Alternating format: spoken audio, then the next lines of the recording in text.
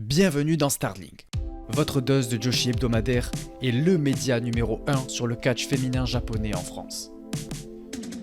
Je m'appelle Samy, je suis monteur vidéo sur le circuit indépendant en ayant travaillé pour des noms tels que Jordan Oliver, RSP, Gringo Loco, Kitsune Pro Wrestling et actuellement TNT Pro Wrestling. Et dans ce podcast, je m'occuperai de la partie Stardom, passionné depuis 2019 et fervent défenseur de son histoire.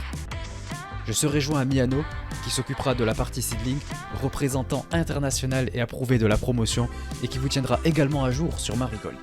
Et à nous deux unis, nous nous occuperons de couvrir le reste de la scène Joshi indépendante, en transmettant notre passion pour cette discipline qui nous unit tous.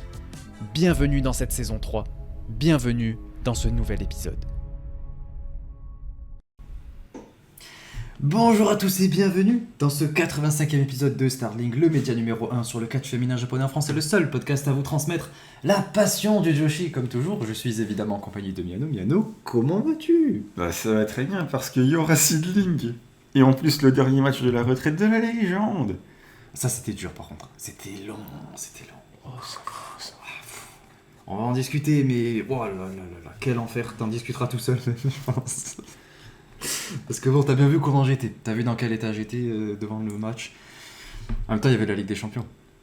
Est-ce qu'on a regardé ça avec deux télés, une télé la Ligue des Champions et une télé Marigold. C'était quelque chose. Donc on regardait la Ligue des Champions et le show pas en même temps quoi, selon les matchs. Moi j'étais plus emballé par le Utami Mirai. Quel match fantastique. Alors que là c'était plus la Ligue des Champions. Non, la Ligue des Champions c'était chez Marigold, attends. On avait deux championnes comme ça. Non mais du coup, on va parler un petit peu de Marigold, on va parler de seedling comme il l'a dit. Donc, au sommaire de cet épisode, on va commencer avec Stardom. Moi je vais revenir juste sur 2-3, en gros, les trucs que j'ai trouvé pas mal, qui se sont passés au cours des deux derniers shows, j'ai envie de dire, parce que de toute façon, le Korakuen, j'en ai déjà parlé. Donc, il y a deux matchs qui étaient à Osaka dont je vais parler, notamment le match pour les titres artistes, et ensuite un petit match, je crois que c'était celui à Kyoto. Donc voilà, on va revenir vite fait sur ça, et ensuite on finira avec la carte New Blood, voir un petit peu ce qui s'y passe et tout, parce que le prochain show c'est dans 4 jours, donc on est encore un petit peu large, et c'est manière de parler un peu de tout ça. Et puis notamment, il y a une personne un peu importante, sur qui je voulais un peu plus développer, puisque visiblement pas tout le monde ne la connaît, et je pense que ça peut être bien vu qu'en plus ça parle de Diana, et puis en plus on a deux catcheuses Diana qui vont challenger au titre, donc ça va être cool. Et ensuite on passera à seedling. Miano, il y a quoi sur seedling ? Il y a le show du 30. Attends, le show du 30, parce qu'il y avait encore ces dates inversées, je suis tout le temps perdu à cause de ça, avec un main event pour le titre, et on aura les deux prochaines affiches du prochain show de mi-juin, du coup, avec un autre match de titre. Donc, il y a du programme. Ah, j'ai vu, en plus, il y a des noms pas mal, notamment un nom Stardom. Ben oui, il y a Koguma. Eh oui. Elle va faire le match de début de Saina, donc c'est cool. Non, ça va être bien. Et ensuite, c'est Marigold, du coup, comme vous l'a dit, on va faire la review du show du 24. Je sais pas comment il s'appelle, Shine Forever, je sais pas quoi, tous les shows ils s'appellent Shine Forever. Mais bon, ça en fera un de plus. Et du coup, vu qu'on l'a vu ensemble, etc., j'ai dit à Miano, attends, à la fin de la semaine, on va le regarder ensemble. Du coup, on l'a vu ensemble, voilà, c'était cool. Le show était un peu long, mais c'était sympa, donc on va y revenir. Et on va vous faire une grosse review dessus. Et ensuite, on finira classique avec les petites questions. Donc, voilà, un programme assez light. On verra comment ça finit, combien de temps ça va finir, mais en tout cas, ça me paraît plutôt pas mal. Du coup, on va commencer directement avec la petite update. On va revenir un petit peu sur l'actu du podcast. Donc, ne perdons pas plus de temps, c'est parti, let's go.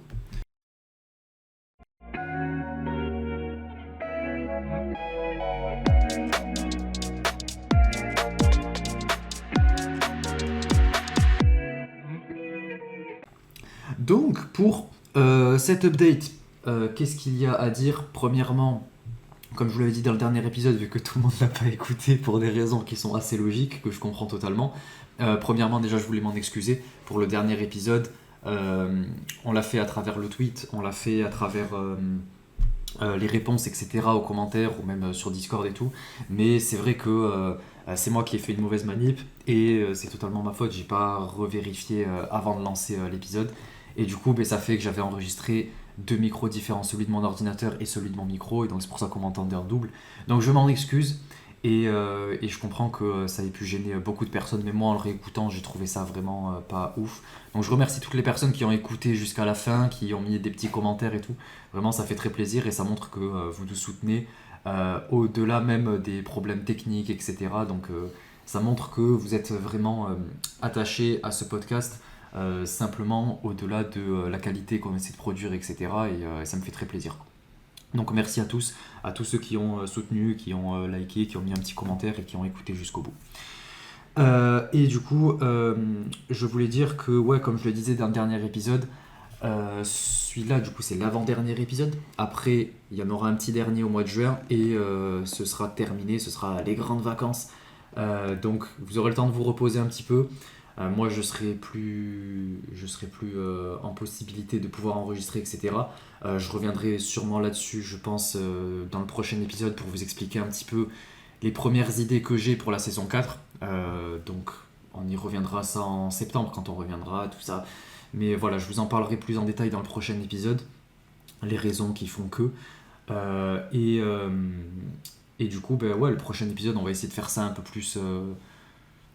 Interagir un peu plus avec vous si jamais vous voulez poser des questions, etc. C'est l'occasion de le faire. Je pense qu'on va essayer de faire un truc beaucoup plus light. De toute façon, il n'y a pas grand chose de Stardom, de Seedling, Marigold et tout. On va essayer d'y aller plus tranquille.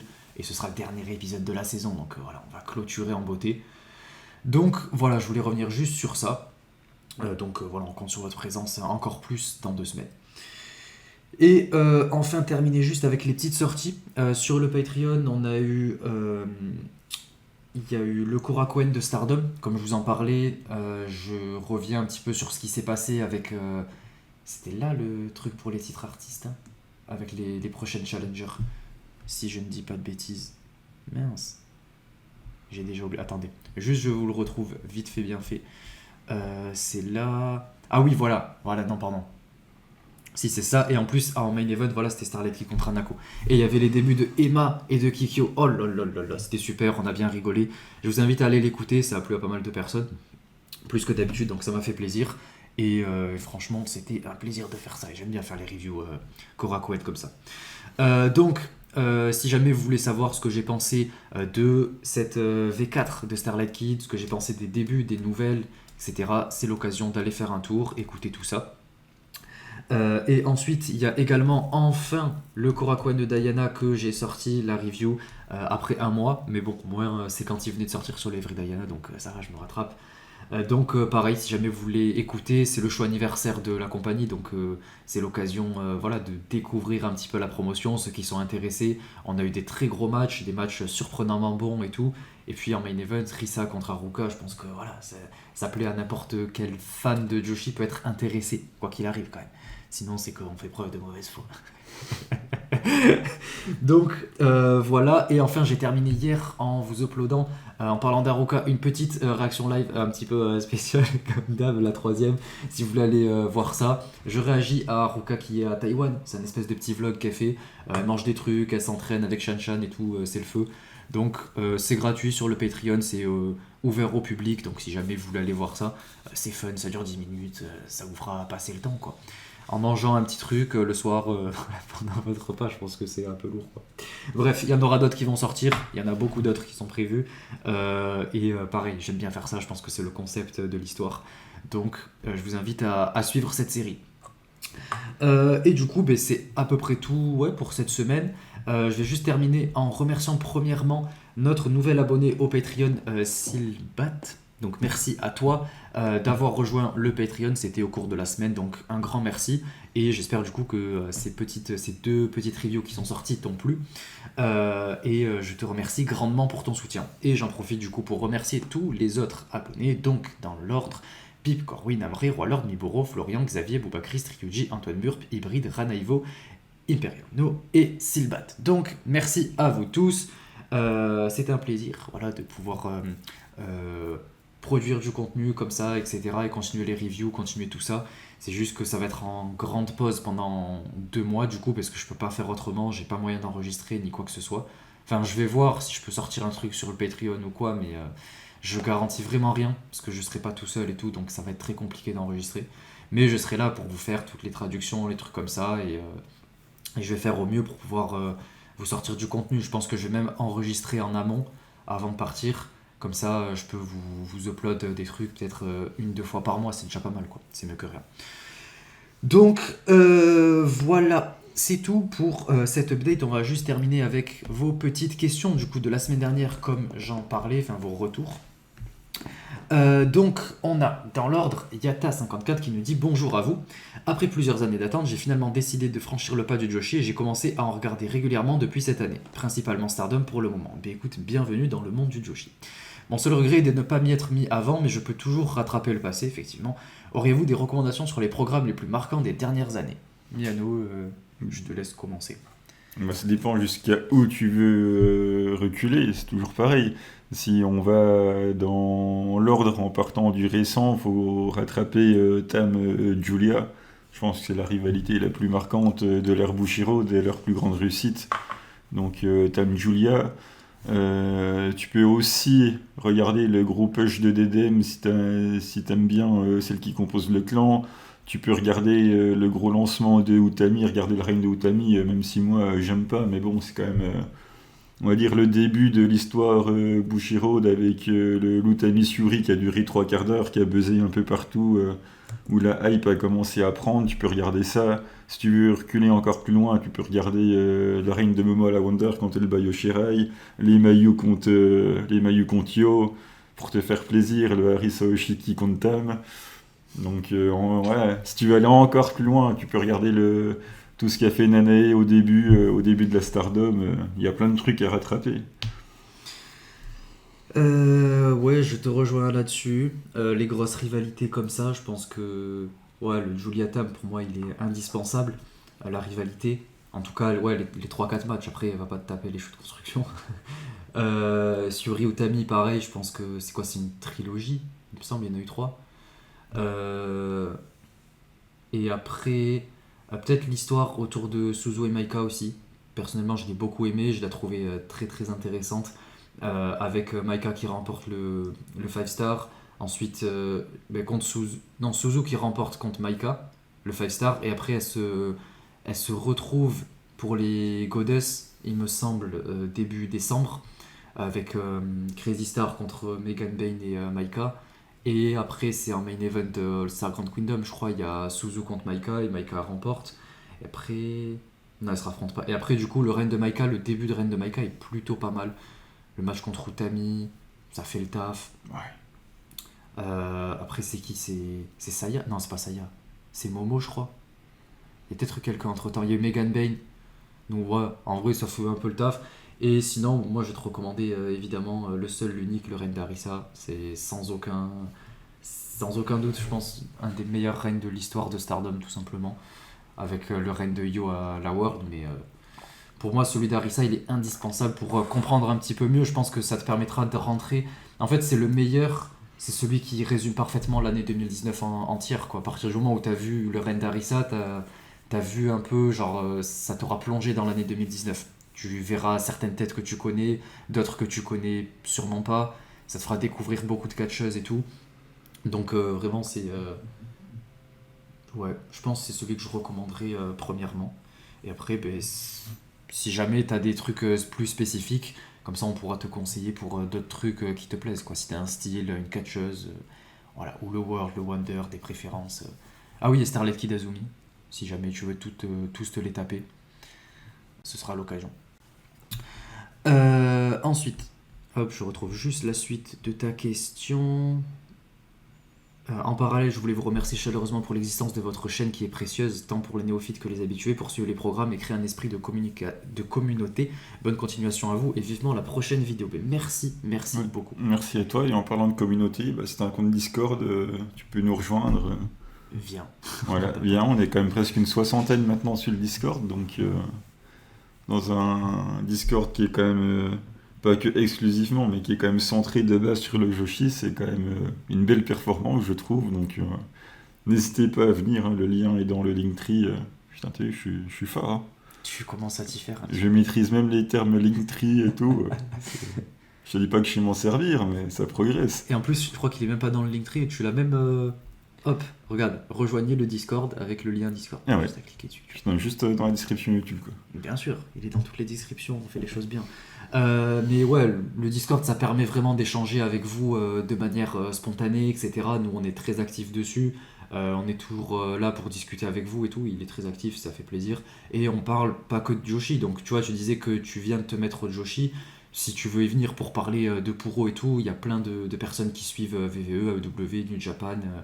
Donc voilà, en fait, tout le monde suit à peu près tout. Tu vois. Donc, on a vraiment la chance d'avoir une communauté qui a de très grandes connaissances quand même, en général dans le catch, et qui plus est aussi dans le Joshi.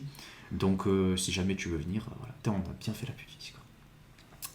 Mais en tout cas, merci pour ton commentaire, vraiment ça fait très plaisir, et c'est pour ça qu'on fait toutes ces choses, et vous nous le rendez, du coup on vous le rend, et voilà, et je pense que c'est la meilleure des relations possibles. Hybride qui nous dit salut les gars, merci pour cet épisode. Ça fait longtemps depuis mon dernier commentaire, c'est vrai, mais je continue de suivre tous les épisodes avec passion, merci beaucoup. Bien attristé de ce qui s'est passé chez Stars, et j'espère que le clan va survivre, mais je m'attends au pire. Mayu qui rejoint Marigold, on pouvait s'en douter, et son match contre Nanae était incroyable. Je le mets facilement dans mon top 5 cette année. J'espère une victoire de Mirai, elle montre une énergie et un fighting spirit hors du commun. Elle pourra avoir un règne plus intéressant que celui d'Uta, que je trouve un peu décevant. Le show promet d'être émouvant avec le dernier match d'une énième légende. Ouais. Bah oui. Je suis bien d'accord avec ça. Pas moi. Oh. Sakode qui nous dit malgré l'écho, l'épisode reste intéressant à écouter. Merci les gars, mais merci encore une fois. Vraiment, ça me fait très plaisir que vous écoutiez malgré ce problème, et je m'en excuse. Ça se reproduira pas. Déçu que la storyline Anan-Azuki se termine comme ça. Après tout ce teasing, en gros, Anan prend le lead et vire FWC. En tout cas, c'est comme ça que je l'ai perçu. Voilà, on l'a perçu de la même manière. Ils auraient pu faire un match entre les deux pour savoir qui prendrait le lead. Ouais. Mais bon, après, ça veut dire que Anan aurait gagné, puisque dans tous les cas, leur objectif c'était de faire lead Anan. Donc, Anan qui pin Azuki, j'aurais été moyennement chaud, quoi. Ensuite, on a Imperial Uno qui nous dit pas l'épisode le plus agréable à écouter à cause de l'écho, désolé, qui était digne des méga fans de l'armée, mais j'ai fini malgré tout et c'était un bon épisode. Je ressens un sacré vide chez Stardom sans Mayu et Tam, mais on s'y fait, le produit reste très bon malgré tout. Ben oui, on a des très bonnes rookies. Vous avez un Ako à la Wonder. Ça, c'était. Non, on a Starlight Kid à la Wonder. Je peux que te le recommander, le Mayu contre Nanae, c'est fou de se dire que Nanae part en retraite avec un niveau pareil, la même pour Meiko et Tam, et elle va manquer au Joshi, c'est une grande dame qui va partir en retraite. Passion, ouais, bon. J'ai toujours pas vu d'ailleurs, ouais. Il faut vraiment que je le voie, Mayu Nanae. Pour le sondage, je vois Mirai pas gagner. Je vois mal Mirai pas gagner. Ah, ok, ouais. Je vois mal Mirai pas gagner, pour moi c'est le moment, elle mériterait tellement de gagner le titre. Oui, mais bon. Et ben écoute, voilà. Hein. C'est pas passé comme prévu, visiblement. Enfin, ça me fait plaisir. Il a fallu attendre que Nanae parte en retraite pour qu'on arrête de... Voilà. Donc, de la critiquer, moi je vais pas m'arrêter de la critiquer, t'inquiète pas. Comme quoi, au moins c'est bien, ça s'est un peu calmé, parce que toute la haine que prenait Nanae... La hate. Toute la hate que prenait Nanae, ça y est, c'est enfin terminé.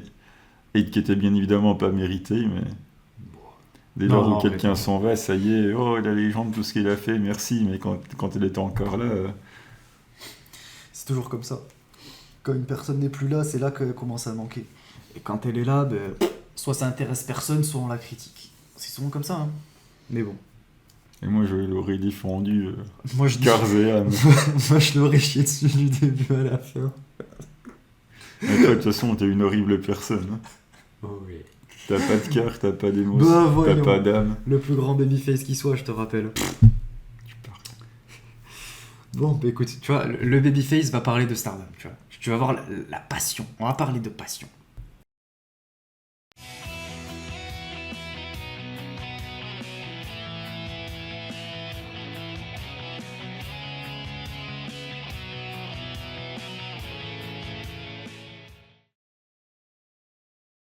Donc pour cette partie Stardom, je voulais revenir un petit peu sur 2-3 trucs qui m'ont intéressé et qui étaient intéressants aussi à côté. J'ai essayé de sélectionner 2-3 petits matchs et tout à droite à gauche. Donc on va revenir un petit peu sur les derniers shows Stardom. Tac, tac, voilà. Donc en premier, je voulais commencer. En vrai c'était un match qui était plutôt pas mal, c'est pour ça que je voulais revenir vite fait, très rapidement dessus. Entre Mei Seira et Yuria Hime, c'était le show à Osaka, celui où il y avait le match pour les titres artistes qui était défendu le 24 mai de mémoire. Et du coup, c'était cool de voir Yuria face à Mei. Dans ce genre de position en singles, vous savez que moi ça m'intéresse beaucoup plus de voir les catcheuses, surtout les rookies comme ça, en singles, ça permet de les voir plus briller, qui plus est face à des talents comme Meissera et tout. Donc elle peut être portée et tout ça en pouvant montrer un petit peu en s'exprimant. Donc c'était très cool, surtout qu'elle a montré pas mal d'high speed, donc elle s'est bien donnée. Et vraiment, j'ai beaucoup aimé voir ça, j'ai aimé la voir dans cette position, donc j'espère qu'on en verra plus. Et j'attends vraiment son challenge au futur avec impatience. Vous savez qu'on en a parlé la semaine dernière, qu'elle va potentiellement challenger pour le futur. Elle a dit backstage, ouais, nanana, si j'arrive à battre Rana, je pourrais challenger légitimement pour le titre futur de Ina, vu que Rana était la dernière challengeuse. Donc voilà, elle sait où elle va, elle sait ce qu'elle a à faire, et elle saute pas les étapes. Donc Yuria à fond derrière elle. Et ensuite, hop, non pas très rapidement parce que je voulais faire une petite review du match, j'ai pris beaucoup de notes, donc on va revenir un petit peu sur tout ce qui s'est passé le 24 mai pour les titres artistes. Donc pour rappeler un petit peu l'histoire assez rapidement, il y a 8 qui a volé les titres artistes de Neo Genesis, nanana, elle partait avec, hein, on veut challenger et tout. Une nouvelle ère de 8 va s'installer, je sais pas quoi, on va semer le chaos chez Stardom, bon, en volant les titres artistes, voilà. Et ensuite, entre-temps, il y a le nouveau clan Suzu là, qui est arrivé, qui a dit ouais, nanana, nous aussi, on veut challenger. Elle s'est embrouillée avec Konami, Suzu et Konami se sont embrouillés, tout ça. On a eu 2-3 matchs de construction où elle se mettait sur la gueule, c'était intéressant. Et du coup, il y a, comment il s'appelle, Okada Shacho, il a dit, et même Miyu Hamasaki, c'est elle qui a proposé l'idée, et elle avait bien raison. Ah non, d'abord, il y a eu Okada Shacho qui a proposé que les deux s'affrontent, les deux clans, pour déterminer la prochaine équipe challengeuse. Elles se sont affrontées, ça a fini en time limit draw, et c'est là que Miyu est intervenu pour dire bon, écoutez, ce qu'on va faire, on va vous prendre toutes les deux équipes, et du coup, elle propose ça, et Okada Shacho il dit vas-y, let's go, on fait ça à Osaka, et voilà, du coup c'est ce qui se passe. Donc on a ce match. Et on est parti. Donc déjà il y a le thème de Mi Vida Loca qui est, je l'avais déjà dit, extrêmement nul, il est nul à chier. Il y a un début assez fun entre Azumi, Itsuki et Ruaka, tout ça. Ça commence en gros en triple menace, quoi, parce que maintenant, chez Stardom en tout cas c'est comme ça, et même en général c'est comme ça que ça devrait être, un match triple menace. Par équipe, il y a 3 catcheuses dans le ring, quoi. Et ensuite, il y a Ruaka, elle est là, elle se barre, elle laisse les deux s'affronter, tout ça. Et à partir de là, à peu près, il y a tout le teamwork qui commence et tout. Ça part vite à l'extérieur, ça dégénère, tout ça. Il y a Rina Yamashita qui pète les plombs, elle demande à prendre des coups de parapluie sur le crâne et tout, c'est n'importe quoi. Suzu et Konami, pareil, elles se mettent des coups de parapluie sur la gueule. Ça se frappe parce que c'est la grosse rivalité entre les deux. C'est le bordel. On revient dans le ring et on a des échanges intéressants entre Rina et Miyu Hamasaki. Ça fait plutôt plaisir. Et ensuite, vu que c'était un truc, je crois même que si je dis pas de bêtises, oui, c'était élimination par-dessus la 3e. Voilà, c'est pour ça que je voulais revenir sur ce match, je me rappelle. Du coup, en gros, il y a 8 qui essaie de virer Miyu par-dessus la 3e, mais ça passe pas, il y a du teamwork de Neo Genesis, tout ça. Konami contre Suzu, on continue la rivalité, donc comme je vous l'avais dit, c'était en pleine construction tout le long, et du coup, là, ça ressort à travers le match. Il y a Azumi qui sort une German assez bizarre sur Konami, qui tombe un peu sur l'épaule. Ruaka, elle utilise la boîte, mais elle frappe Konami sans faire exprès. C'est le bordel. Il y a du teamwork, Neo Genesis et tout. Et il y a Konami qui est éliminé. Donc en fait, c'est que une personne et pas toute l'équipe. On va comprendre. Comme ça rallonge encore plus le match. Bon, quel intérêt, mais bon, ok. Du coup, il reste Ruaka et Rina du côté de 8.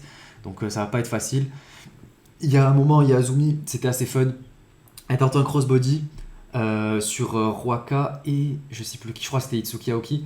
Et les deux esquivent en fait, les deux juste elles s'écartent et Azumi elle s'explose sur le sol. C'est fun, en vrai c'est marrant. Et du coup, juste après il y a Azumi qui se fait éliminée, il me semble. C'est après le splash de Ruaka et de Itsuki. Il y a Rina qui roll-up Itsuki. Et ensuite, ça part sur du Rina Yamashita contre Rina. Donc, je suis régalé, ça fait plaisir. Les deux, elles s'affrontent sur l'apron et tout. Et Neo Genesis élimine les deux en même temps. D'ailleurs, il y a Rina Yamashita qui protège très très bien. C'était qui? C'était l'autre Rina, du coup. La protège physiquement. Je crois elle lui tient la nuque un petit peu pour pas qu'elle se fracasse la nuque sur le sol. Donc, franchement, c'était très bien joué, très professionnel de sa part. Elle a bien maîtrisé le truc. Et du coup, il reste que Suzu et Ruaka face à Miyu et Starlight Kid. Donc Ruaka, elle essaie d'éliminer Suzu et Starlight Kid en même temps. Elle essaie de refaire un petit peu pareil.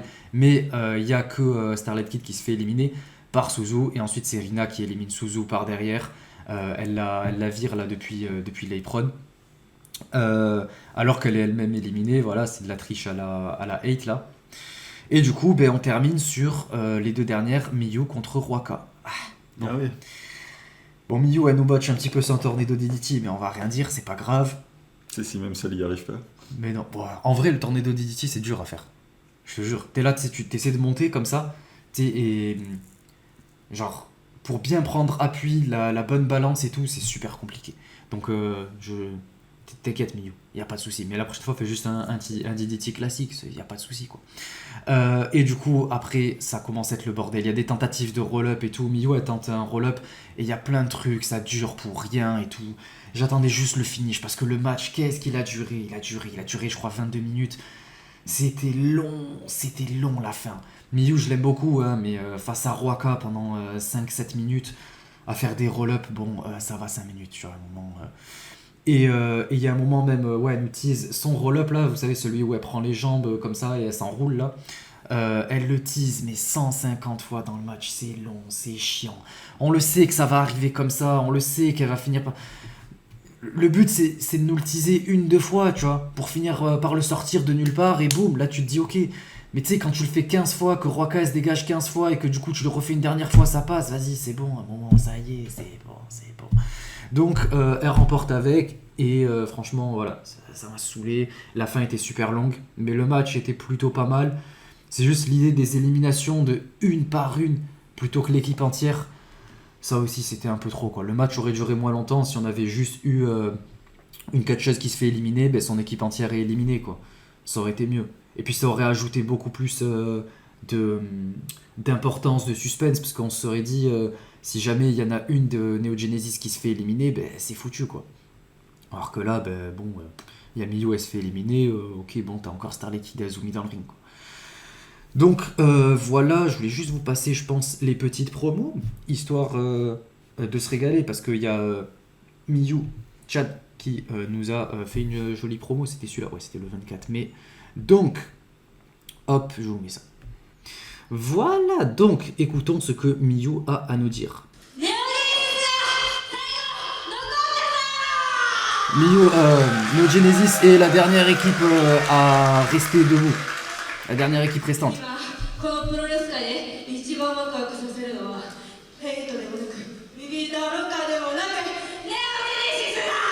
Et du coup, elle nous dit que dans le monde du catch, la meilleure équipe c'est ni 8 ni Vida Loca, mais c'est bien Neo Genesis. Ben ouais. Ah oui.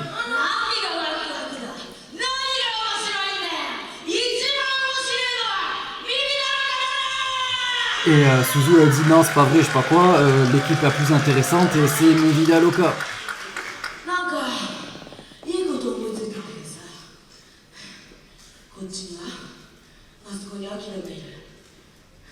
Ouais, là avec Akira, nanana.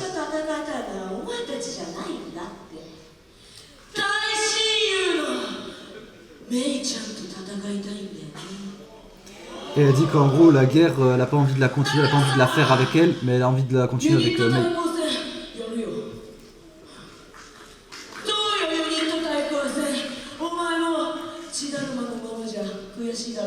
Et ensuite elle lui demande ouais alors qu'est-ce que t'en penses? C'est pas frustrant pour toi d'être restée couverte de sang comme ça l'était? Et du coup Kichan et du coup elle dit j'ai pas besoin qu'on me dise quoi faire, je suis prête à le faire n'importe où, n'importe quand. Et du coup voilà, ça casse un tête, ça j'aime bien. Du coup on a hop la suite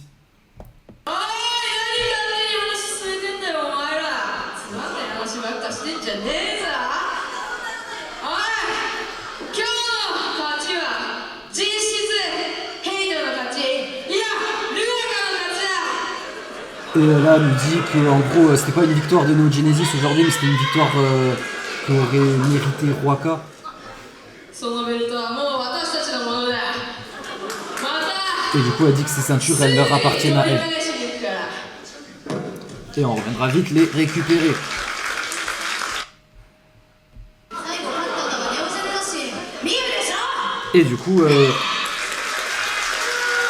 il y a Starlight qui dit que c'est elle qui va fermer, parce que c'est elle qui est restée jusqu'à la fin, quoi. じゃあ私が締めますよ Du coup, je peux fermer le show? Mais oui, ferme, mais vas-y. 今私たち見ての通り全員ベルト保持者で Comme vous pouvez le voir, on a toutes des ceintures maintenant. 続けるのは Et celles qui continueront de そんなネオジェネシスの俺がいる dominer le sommet, ce sera Neo Genesis. Donc pour notre futur, continuez de suivre ça de près. Yolosuke. Donc voilà, moi je trouve ça absolument génial. Et ça me régale. Ça me régale. Neo Genesis qui est au sommet. Ça fait plaisir. Et ensuite, je voulais juste terminer sur le récap des shows avec ce petit Hanako contre Ryan. Alors, non mais pour de vrai, c'était un truc intéressant pour Ryan. Il y a Ryan qui s'est vraiment super bien donné et la différence de gabarit, elle a beaucoup aidé. Pour une fois, Hanako a fait un match qui était pas dégueu. En même temps, bon, c'est pas compliqué. En face, elle est face à Ryan. Donc voilà, c'est pas compliqué de carrer un match quand c'est Ryan en face. Mais du coup, ça a fait que Ryan, elle a pu faire des dropkicks. Elle a pu montrer vraiment de belles choses. Elle a fait des tornado DDT et tout. Et elle a montré surtout beaucoup de fighting spirit. Et ça, c'était super. Parce qu'en face, voilà, c'est Hanako, c'est un monstre, c'est une sacrée bête. Et Ryan, du coup, bah, devait utiliser son gabarit. Et puis, on rappelle que quand même, les deux sont dans le même clan. Donc, c'est cool de voir ce match un petit peu intra-clan comme ça. Et Ryan, on sent une vraie bonne progression et je suis vraiment très content de ce que ça donne. Je trouve qu'il y a une très bonne avancée, qu'elle fait très bien le taf et j'attends la suite, quoi. Je crois que c'était Mei qui lui avait dit qu'elle l'attend pour le high speed. Allons-y, quoi. Moi je dis allons-y. Il y a tout ce qu'il faut pour, il y a les capacités, il y a tout ce qu'il faut. Let's go. Et du coup c'est pareil, on a eu une petite promo très rapide qui était quand même malgré tout intéressante. Donc je vais vous la passer. Hop, attendez. La voilà. Tac, tac. Juste.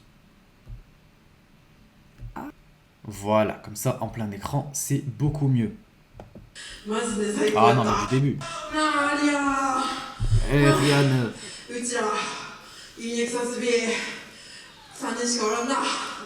On n'est plus que les 3 dernières chez OXV.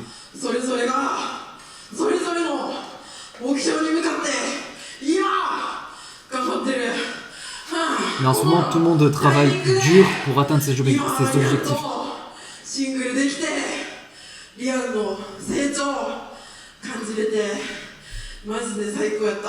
C'était vraiment génial d'avoir pu t'affronter en singles et d'avoir pu te voir évoluer du coup à travers ce match.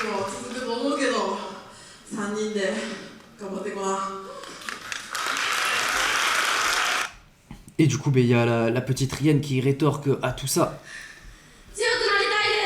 Je veux devenir plus forte.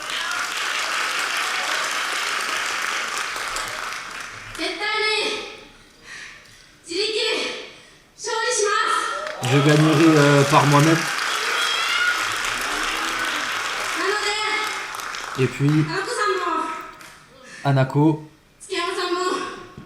Waka et puis Maika. Et aussi tous les fans de la Stardom qui sont venus. J'aimerais que vous me regardiez encore plus. T'inquiète, on est là pour te regarder, pour te voir évoluer. Et donc je compte sur votre soutien. Bien sûr, t'as mon soutien, Ryan. Vas-y, Ryan. À partir de maintenant, devenons encore plus fortes toutes les 3. Tsukiyama, ramène-toi.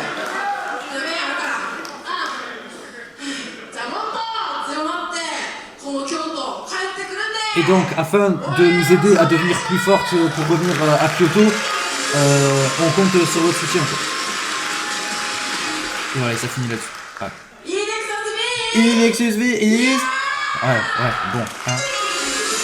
Sans Maika, sans Lina, c'est quand même... c'est pas pareil, quoi. On a 3 rookies, bon...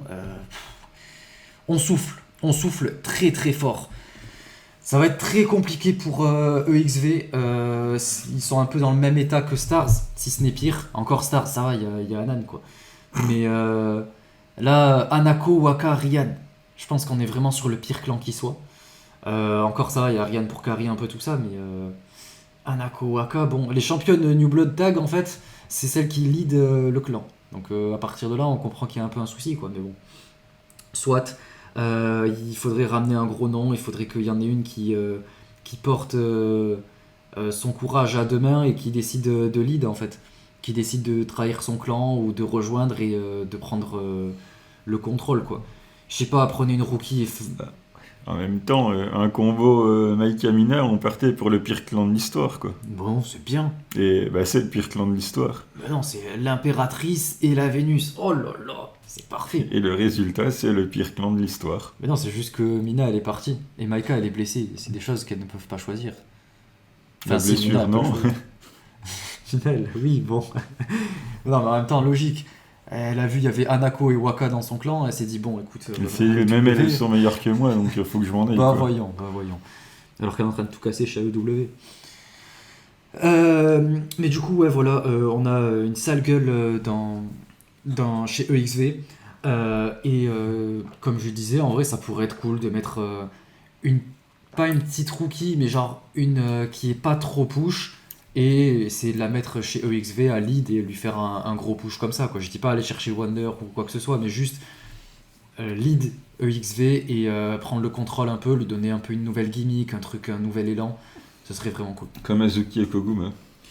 Ouais, mais ouais, en vrai, au point où on en est, vraiment, hein, tu me fais ça. Et Azuki qui lead EXV, Maika elle revient et elle passe 3ème du clan. Alors là, tu peux rêver.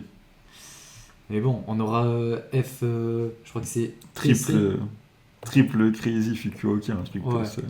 Fukuoka triple crazy. Donc, on va voir. Mais bon, Maika, elle est pas là pendant 6 à 9 mois, je crois, un truc comme ça. Donc, bon, on est large. Avant la fin de l'année, on va pas la revoir. Donc, à voir ce que va devenir EXV. Et ensuite, je voulais terminer juste avec la carte New Blood. Du coup, comme je vous l'avais dit, il faut qu'on revienne un petit peu sur tout ça. Attendez, je retrouve la carte. Parce que là, du coup, pour vous, c'est affiché comme ça, c'est propre, c'est bien. Et moi, je n'ai pas la carte. Donc, il faut que je la revoie. Je vous avais dit, de toute façon, il y a un main event qui est intéressant, même si je vais essayer de nuancer un petit peu tout ça. Donc, en premier, bon, déjà, on a les infâmes Aya Sakura et Sayaka Kurara Oh, ouais, oh. face à nos deux petites rookies. Et Mama Ishima, qui commence à être ma petite préférée. Et Kikyo Fukusawa. Attends, ça va m'énerver. Furusawa. Ah, ça va, j'étais pas loin. Et du coup, ouais, moi j'ai hâte de voir les deux ensemble, du coup, réunis, voir ce que ça va donner. Emma qui va me régaler. Kikyo aussi, j'aime bien. Enfin, comme je vous l'avais dit, j'aime beaucoup l'apparence, avec le gear, les couleurs, etc. Donc, on va voir ce que ça donne quand les deux sont ensemble. Et je pense que ça va envoyer, quoi. Ensuite, on a Yuria Hime en singles qui va affronter Asuka Fujitaki en face. Elle était venue au dernier New Blood de mémoire. Et du coup, ouais, elle va affronter Yuria Hime en singles. Pourquoi pas, comme je vous l'ai dit, moi Yuria en single c'est ce qui m'intéresse le plus, parce que je pense que dans des gros matchs où elle est avec des grosses équipes, etc., elle a pas beaucoup de temps pour montrer ce qu'elle vaut et tout, et pour progresser dans le ring, donc je trouve ça bien qu'elle puisse faire un singles comme ça. Après je connais pas beaucoup cette meuf là, je suis désolé. Mianout, tu la connais ou pas? Non, pas plus que ça. Non, elle bosse beaucoup à la Wave, et Wave c'est hyper difficile à regarder, donc... Ouais, de toute façon elle a 2 ans d'expérience, 1 an. Elle va avoir 2 ans bientôt. Donc, si jamais vous voulez nous en dire plus, peut-être pour ceux qui connaissent, ceux qui regardent Wave et tout, peut-être Miburo ou quoi, si t'écoutes l'épisode, ou Risky, si t'écoutes l'épisode. Hein. Donc, voilà. On va voir ce que ça donne, mais c'est 2 rookies. Ça peut être pas mal, surtout pour un New Blood, quoi. Mais en tout cas, j'ai vraiment hâte pour Yuria Hime en singles. Ensuite, Akira Kurogane contre Devi Keitel. Voilà, je voulais faire un gros point sur Devi Keitel. Donc, pour ceux qui ne la connaissent pas, c'est quand même une catcheuse importante. Elle est passée, il me semble, chez VVE. Elle a fait 2-3 trucs chez VVE, si je dis pas de bêtises. En tout cas, gros nom du circuit UK à l'époque. Il me semble qu'elle était pas mal chez OTT, il me semble, là, si je ne dis pas de bêtises. Et Yves. Non, c'est Yves principalement. Elle a pas fait des trucs chez VVE, elle a pas fait genre NXT UK ou quoi. Il me semblait. Bon, en tout cas, elle était chez Yves, Progress, etc. Et c'est un gros nom. Ouais, si, OTT aussi. Mais chez VVE, il me semblait qu'elle avait fait un truc, non? Ou je suis fou? Pas fait NXT UK ou un truc du genre là? Ça n'a pas l'air. Putain, je suis surpris. Mais il me semblait. Ah, VVE. Elle a fait NXT UK. Voilà. Bon, 1 minute 25, elle a jobé contre Rhea Ripley. Mais elle a fait un truc. Je savais qu'elle était passée, qu'elle a eu une apparition télévisée là-bas. Mais j'avoue, il me semblait que c'était plus. Putain, elle est même passée. Elle est passée à la PC? Ouais, mais j'étais pas là quand elle était venue. Putain, je savais même pas. Du coup, ouais, elle a catché vraiment dans les plus grosses compagnies d'Europe. Et c'est un gros nom. Et du coup, enfin, c'est un gros nom vis-à-vis de l'Europe. Après, le problème, j'en avais déjà parlé, mais sa gimmick, moi je peux pas du tout. Ce qu'elle représente au Japon, ce côté heel un peu nunuche là, j'aime pas ça du tout. Ses coups par derrière, etc.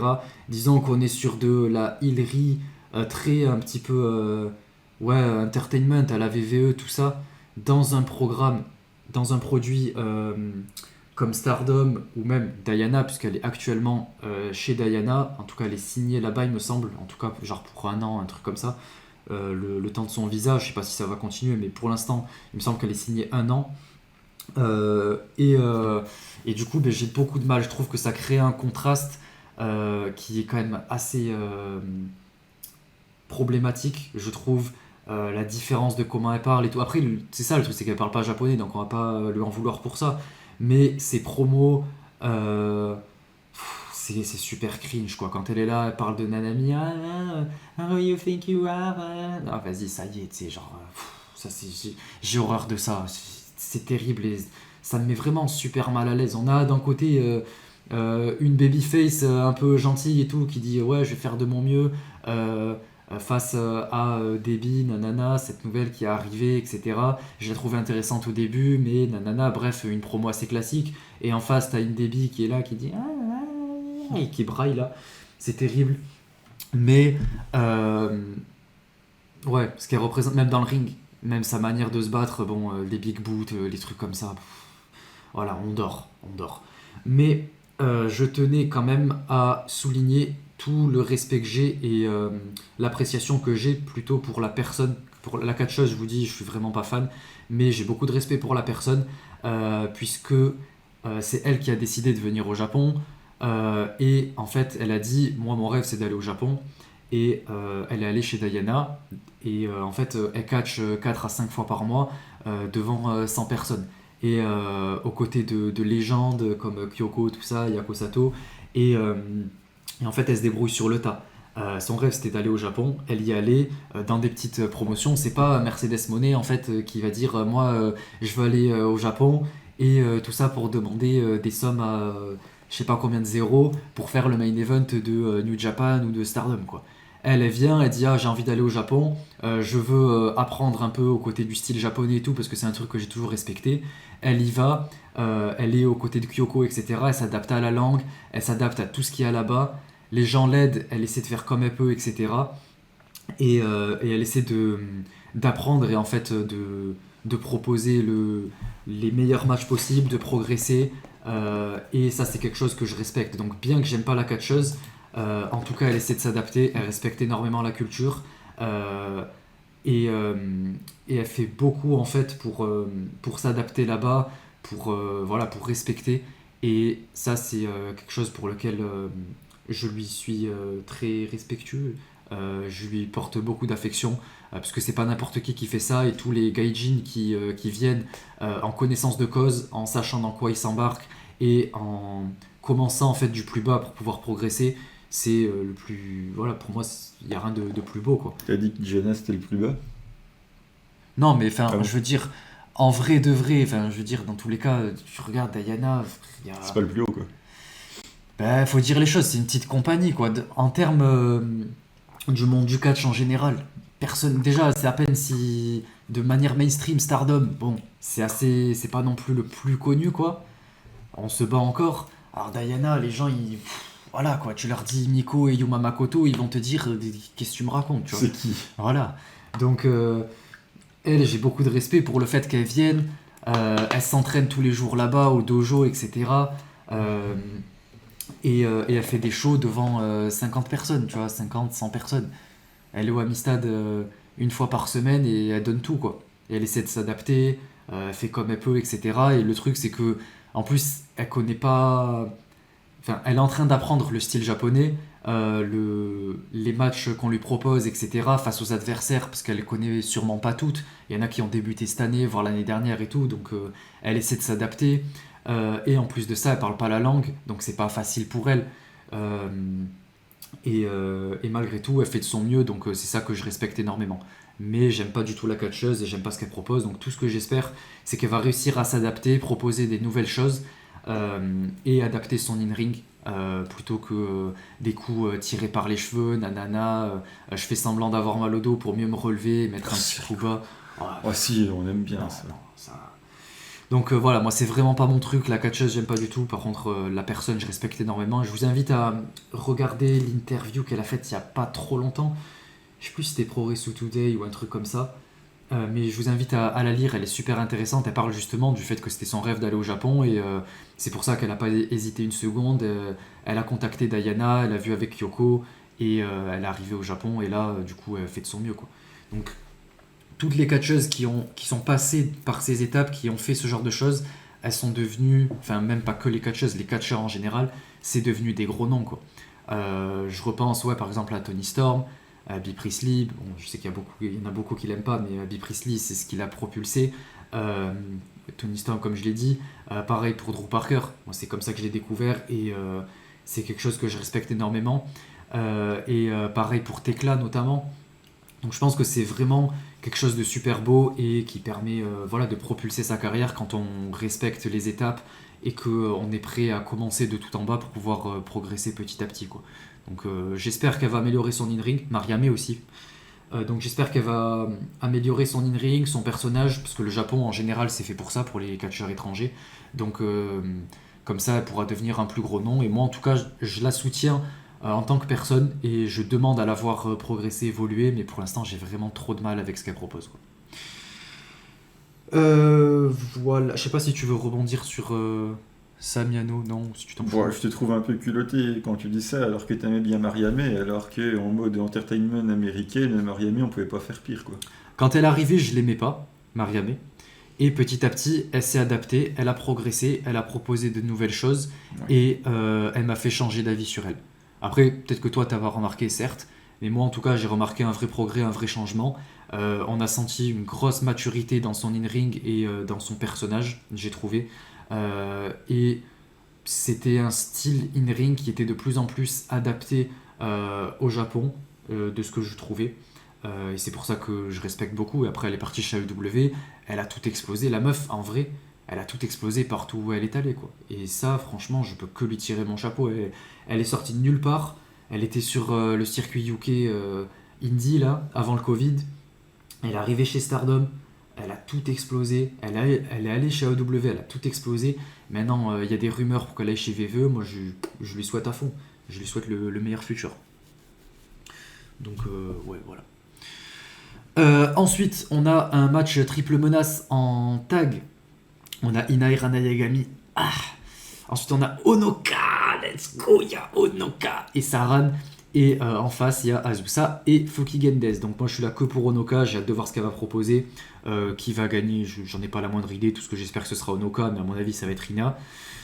Ou potentiellement, peut-être qu'Onoka peut pin Nina. Comme ça, on a Onoka qui challenge pour le futur. Moi, je dis ça, je dis rien, quoi. Donc à voir, mais potentiellement qu'en gros ce match va permettre de sortir la prochaine championne challengeuse future, donc à voir. Et ensuite, oh là là, j'avais pas vu ça. Ryan contre Nanami Atano. Oh là. Oh là là là là. J'ai trop hâte. Vraiment, j'ai trop hâte. Vous savez à quel point j'aime beaucoup Ryan. Et Nanami, bon, voilà, j'ai même pas besoin de le préciser. Donc, je suis vraiment très hypé par ce match. J'ai hâte de le regarder, j'ai hâte de vous en faire la review. On va discuter de ça en profondeur, mais là, Diana est vraiment en force. On a des gros noms de Diana quand même. Enfin, genre, on a de plus en plus de monde. Et en main event, Waka et Hanako qui défendent les titres contre Himiko et Yuma Makoto de Diana. Pareil, donc Himiko et Yuma Makoto qui avaient. C'était au cours des 3-4 derniers shows en gros qu'il y a cette histoire où il y avait en gros toutes les équipes qui ont dit ouais on veut challenger, nanana, nous aussi, il y avait toutes les équipes dans le ring et du coup Hanako et Waka ils ont dit on va faire étape par étape, en premier ce sera vous deux puisque vous nous avez pin, ils ont perdu, c'était les dernières là, je sais plus qui c'était, c'était pas avec Nanami, il me semble que c'était Nanami et je sais plus qui, non, c'était pas là où elle avait le pin, je sais plus, bon bref j'avoue je me souviens plus trop. Et du coup, Himiko et Yuma Makoto, voilà, c'est les suivantes quoi. Donc, on se doute qu'Himiko et Yuma vont pas remporter, surtout que Yuma c'est encore très très très green pour ce qu'elle propose, pour ses années d'expérience. Je l'ai toujours dit. En fait, je l'aime bien et dans le sens, je veux la voir progresser. Je pense que potentiel, je sais pas s'il y a du potentiel très sincèrement. C'est un peu méchant, mais pour de vrai, genre, je la vois, je me dis, c'est compliqué, elle a du mal. Mais je vois qu'en fait, il y a de la passion et c'est ça qui me fait l'apprécier, quoi. Elle est là, elle fait des dropkicks et tout, elle se donne vraiment au max, elle fait pas semblant, quoi. Elle est là, elle verse sang, sueur et larmes. Donc j'ai beaucoup de respect pour ça, mais dans le ring, c'est creux, quoi. Elle a presque 2 ans d'expérience. Et quand tu vois que certaines, en 1 an, elles sont largement meilleures qu'elle, ça me fait un peu mal quoi. Donc c'est pour ça que je me demande si, je pense que Yuma Makoto voilà c'est destiné à être pour tout le long de sa carrière en low card quoi. C'est pas une mauvaise chose, enfin je veux dire au moins elle réalise son rêve, elle catch et tout, c'est juste que ça va être un peu genre Lady C quoi dans sa carrière. Mais bon, mais j'espère que je me trompe parce que comme je vous l'ai dit moi je l'aime bien. Et Himiko pareil, enfin disons que elle a pas le même âge quoi, elle a autour de la cinquantaine je crois. Et elle est dans ses premières années d'expérience. Donc c'est pour ça qu'elle a dit, c'est pas une question d'âge et tout, c'est New Blood, je sais pas quoi, et ça je veux le montrer à tout le monde, et ça c'est un truc que j'aime beaucoup. J'aime les gens qui ont des convictions comme ça, et même quand on n'est pas spécialement d'accord, je trouve que, ouais, qu'on soit d'accord ou pas avec les convictions, on peut que respecter le fait de se dresser pour les choses qu'on aime. Donc c'est pour ça que pareil, j'ai beaucoup de respect pour Himiko, et de toute façon je suis un peu d'accord avec ce qu'elle dit. Donc je rejoins là-dessus, et puis en plus c'est Diana, donc voilà. Je suis très hypé pour voir ce qu'elles vont proposer, même si je suis pas hyper hypé pour le match de manière qualitative, parce que je sais que ça va pas être la folie quoi. Déjà il y a Hanako et Waka, et en face c'est Miko et Yuma, voilà, c'est encore très green, donc ça va pas être le match de l'année, mais je suis quand même intrigué. Donc voilà pour cette partie New Blood, où ça me permettait de revenir un petit peu sur les différentes... pas rivalité, mais les différentes affiches et les différentes catcheuses pour énoncer un petit peu tous ces points quoi. Donc ouais c'est tout pour Stardom. Je ferai juste la petite review New Blood dans la semaine du coup, vu que le show est le 4, j'essaierai d'enregistrer ça dans le week-end ou un truc comme ça, et du coup on reparlera de tout ça. Donc c'est tout pour Stardom. Miano, je te laisse la parole, on va passer à Seedling, donc c'est parti.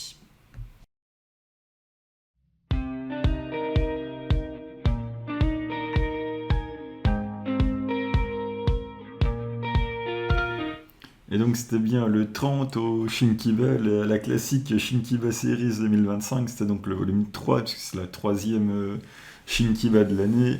Et donc on commence avec une petite signature de contrat, voilà, tranquillement, entre Veni et Noriana pour le main event, une signature de contrat classique, ça s'est même pas mis un petit coup de pied en passant, là ça a juste tranquillement signé. Ensuite, on attaque avec l'opener, avec Mio Shirai contre Natsu Sumire, avec Mio Shirai qui voulait prendre sa revanche, qui au dernier show avait perdu dans le match par équipe. Donc là, on est en 1 contre 1. Donc on s'est bien amusé avec Natsu qui fait de la comédie classique, qui sort ses Bronco Buster sur Mio. Ça l'a bien fait rigoler. En plus, il y a Mio, elle est morte de rire pendant le match. Elle n'arrive même pas à garder son sérieux. Ça l'a fait rire. En même temps, Natsu est tellement drôle que voilà, même à la place de Mio, ça m'aurait fait rire. Et après, ça se met à bien catcher. Mio, elle met des énormes kicks. Ça tape fort, les kicks de Mio. Je voudrais pas me les prendre. Et donc, Mio réussit à prendre sa revanche et elle bat Natsu Sumire. Et je crois qu'elle a annoncé qu'il allait venir plus régulièrement chez Seedling. Donc, je suis très content parce que j'aime beaucoup Mio Shirai. Donc, voilà, je suis bien content si elle vient régulièrement. J'espère qu'elle viendra au moins jusqu'à la fin de l'année. En tout cas, elle est déjà annoncée dans le show de juin. On n'a pas encore son match, mais elle sera là normalement.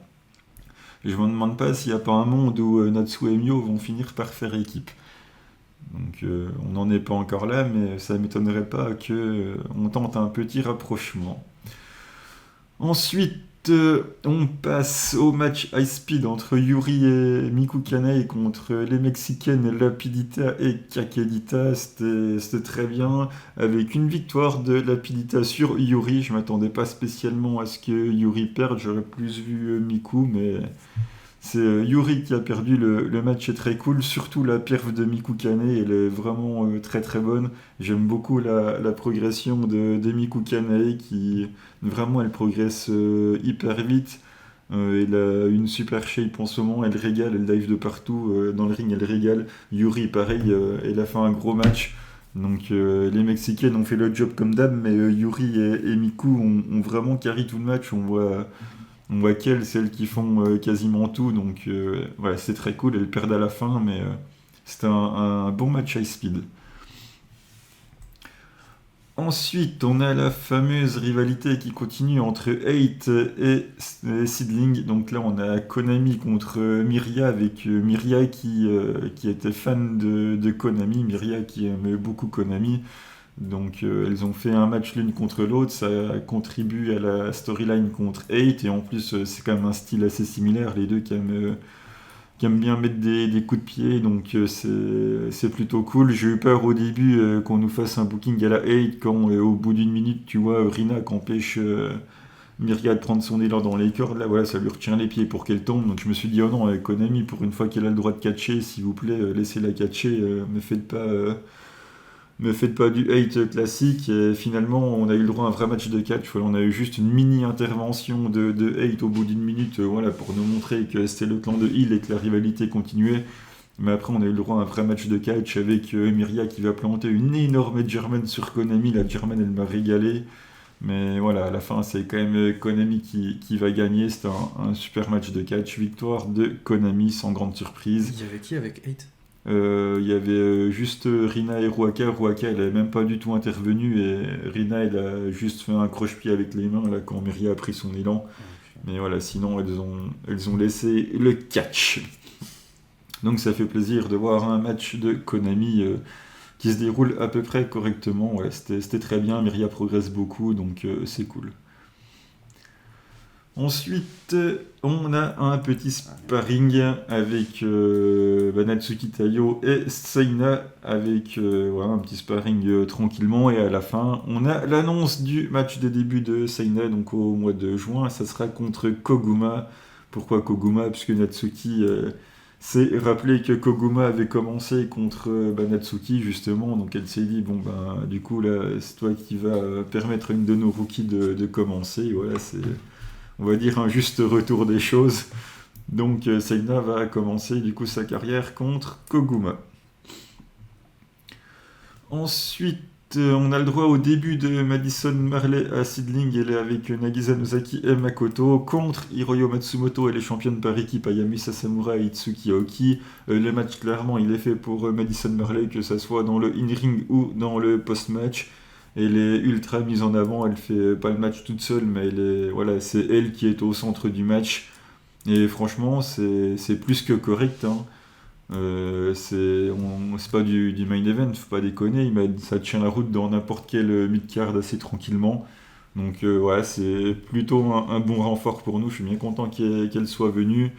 Il y a des moments où tu vois que dans le ring, pour préparer le match et tout, t'as des petites incompréhensions quand on lui dit de venir, voilà, pour profiter dans les cordes et tout, mais ça c'est assez normal, ça dure pas non plus des plombs. Le match en lui-même est très cool, ce qu'il propose dans le ring c'est très bien, et à la fin du coup, c'est là où c'est intéressant, il y a du coup Makoto et Nagisa Nozaki qui lui proposent de venir dans le clan Lasego. Et du coup, Madison Marley, elle refuse, elle préfère partir avec les championnes par équipe. Donc Madison Marley repart avec Itsuki Aoki et Ayami Sasamura. Il a bien fait. Donc voilà, ça peut être intéressant pour la suite. Et quand même pour le résultat du match, c'est du coup Makoto qui fait le tomber sur Hiroyo Matsumoto. Donc malgré sa victoire avec Makoto et Nagisa Nozaki, Madison Marley n'a pas voulu les rejoindre malgré l'invitation pourtant très tentante quand même du clan le plus dominant de l'histoire de la compagnie et même du Joshi. Oui, ça doit être ça. Donc Madison Marley refuse l'offre de la Seigo et repart avec les championnes par équipe. Très bon choix. Et ensuite, on a le main event, donc Veni contre Honoriana, donc ça a tapé extrêmement fort. Il y a un moment donné, je sais même plus si c'était du selling ou si c'était la vérité, tellement ça a tapé fort. Déjà, Veni, elle met une énorme clacasse à Honori qui doit rouler à l'extérieur du ring et on commence à faire un décompte. Et là, je me dis, mais en fait, c'est pas normal. En fait, tu comptes pas jusqu'à 19. Tu prends pas une claque pour rouler à l'extérieur du ring et qu'on compte jusqu'à 19, quoi. Enfin, c'est qu'il y a dû avoir un problème. Donc c'était un peu bizarre, mais en fait ça permettait du coup d'aller à l'extérieur pour faire un petit spot à l'extérieur. Ensuite ça remonte. Il y a Honoriana qui met des coups de tête partout. Elle prend la cuisse de Veni, elle met des coups de tête dans la cuisse. Ça fait rire Veni. Voilà, donc c'est rigolo. Veni, elle tape comme une zinzin. Et là, on a eu marre de prendre des coups de crâne. Du coup, Veni, elle va foutre un gros coup de crâne à Honoriana. Les deux, du coup, elles sont écroulées par terre. Elles se tiennent le crâne. Ouais, faut quand même arrêter avec ces headbutts. On sait jamais ce qui peut se passer derrière. Mais voilà, elles n'ont pas l'air de s'être blessées, donc tant mieux. Et il y a tout le fighting spirit classique de Honori sur Honori qui tape comme un bœuf. Donc voilà, le match était très cool. Et victoire de Veni, c'est assez logique, mais ça a permis à Honori de faire un main event pour le titre en 1 contre 1. Voilà, au Shinkiba, ça n'a pas pris de risque non plus. Et ça permet à une contractée Sid, du coup, d'aller challenger en main event en 1 contre 1. Donc c'est très cool, le match est très bien. Belle perf d'Honori et Veni est vraiment beaucoup trop forte, Veni intouchable. Et en post-show, du coup, mais qui voilà, c'est Makoto qui se ramène et qui clame tout son amour pour Sidling, mais oui, évidemment, et son admiration aussi pour sa partenaire Veni, voilà, les deux dans le clan Lasego. Depuis le début du clan, les deux elles sont dedans, et donc voilà, Makoto veut challenger Veni au titre, et du coup Veni accepte. Donc ça sera au show de juin. Donc le match va être très bien. Je me rappelle du dernier 1 contre 1 que j'ai eu entre Makoto et Veni. Je crois que c'était à l'anniversaire de Sid. Je sais plus si c'était à l'anniversaire ou pas. J'étais très surpris de voir qu'ils avaient fait gagner Makoto. Je pensais que Veni allait gagner, mais c'est Makoto qui avait gagné.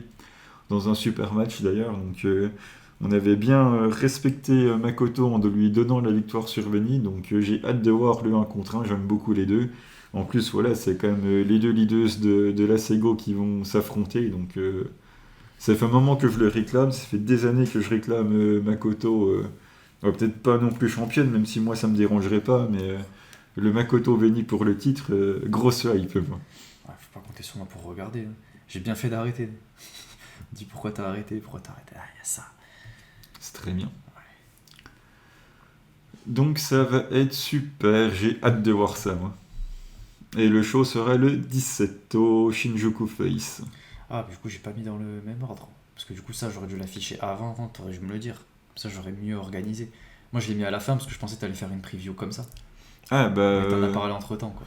Oui, donc, ouais, du coup, les petites cartes avec la petite bouille de Saita qui m'amuse beaucoup, voilà, Koguma, contre Koguma. Ouais, ça va être cool. Et ensuite, le Makoto Veni au Shinjuku. Moi, je dis allons-y, quoi. Ok, bon. Mais du coup, c'est tout pour Sidling. Là, On ouais. passe à la grosse partie. N'hésitez pas à acheter le show, hein, il faut les soutenir. Déjà Si, que... hésitez quand même. N'hésitez pas, surtout que malheureusement, on a appris que le bar allait fermer, donc il faut bien que l'argent entre. Bon, il y a du merch, il y a ce qu'il faut. Les Japonais, ils font leur taf, t'inquiète. Bah, visiblement, quand je vois le nombre qui s'est déplacé au dernier Korakuen, ils l'ont pas fait beaucoup. Non, je rigole, mais c'est pas... Non, mais ça me fait pas rire du tout. Ouais, c'est... Surtout quand la commu aide pas à ce que... Bon, bref. Bon, avant de dévier, on va passer à Marigold. On va passer à la grosse partie, donc écoutez, let's go.